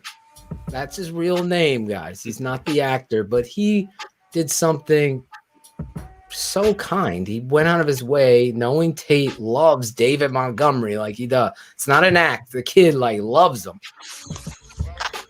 And he sent Tate these cards of David Montgomery, and one of his jerseys was cut into the card. It was amazing. So Tate is so happy. You should have saw his face. I want to thank you, Alec, for sending those to my family. That meant a lot to us. HL Priest, I don't know if he was in the show tonight, but I see him always sharing and supporting. Serg Orts, my boy on the West Coast as well, always sharing and supporting. Edwin Lopez, this guy shared with me some personal stuff. We got to get him on the show. Yeah. He's a former military, served, and really has shared what this show means to him. I think TTNL family have to hear his story someday. Nicholas Cruz, I see you guys out there sharing it, and nobody shares it bigger, better, and every time than this next guy. His name is Sergio Saucedo Jr. Every morning, he's sharing something from the TTNL family, liking it, going to other pages and liking it, telling people to subscribe, telling people. That means a lot. I notice those guys that do the extra. Josh Hunsley, Jeremy Foyer, same with you, Jeremy. Always, you might not be able to catch us live, but you do it. Julius Larry, new patron, great dude, reached out to me, told me his story, how he's followed us, loves us. God bless you. Chad Angle's daughter's birthday shout out, Abigail. Happy birthday, Abigail. Daddy's letting you stay up late. I hope she's of age to hear me cussing in front of her. I don't want Cherie's mom getting mad at me for that. Happy birthday, Abigail. You are a part of the 100 crew. Heidi from Mexico. Grady McCrae, Mac Diller, Shondell Toms, my boy, Bryce Miller. Same thing with Bryce, always sharing. Chris Price, same thing with Chris Price. How about this guy, Shane? Maybe was the star of last week's show. Larry motherfucking Funkster Jones. Larry Jones sharing, showing so much pride. How about his martial arts moves? Oh my, I just learned about this. Dude. He's doing a full split like John Van Damme. Like, this dude gets cooler every fucking day. Let me show you. Put Larry up there. You got to keep it 100. Yes. The Tape Never Lies Network. The Tape Never Lies Network. Draft Dr. Phil and Shane, the smartest man. They keep it 100 and they bring it to you. It's right here on social media. The best Chicago Bears show going. With Bears coverage, Bears film work, Bear interviews. I mean, free agent frenzy coverage. The draft coverage coming up pretty soon. The Tape Never Lies Network is the place to be. Become a member of Patreon for $7 a month and you'll get more info, more film studies. Tape Never Lies. Breakdown of players. Oh, it's on and cracking. The Tape Never Lies Network. Draft Dr. Phil and Shane, the smartest man. And I want to tell you something. I love these two brothers. But don't tell them I said that. Keep it 100. The Tape. You're now in tune with the Tape Never Lies Network.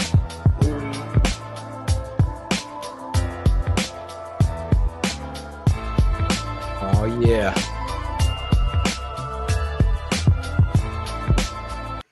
Biggest compliment you get is when someone's like, I can't stop singing that motherfucking song. And we're just going to continue to build our brand with original music that you're going to be able to download. All of that we're going to announce next week with our world premiere of the motherfucking Blog Boy song. It is going to be fire. And I'm going to produce the video to it. So me and CK, and I got a last shout out to my wife who puts up with all of this.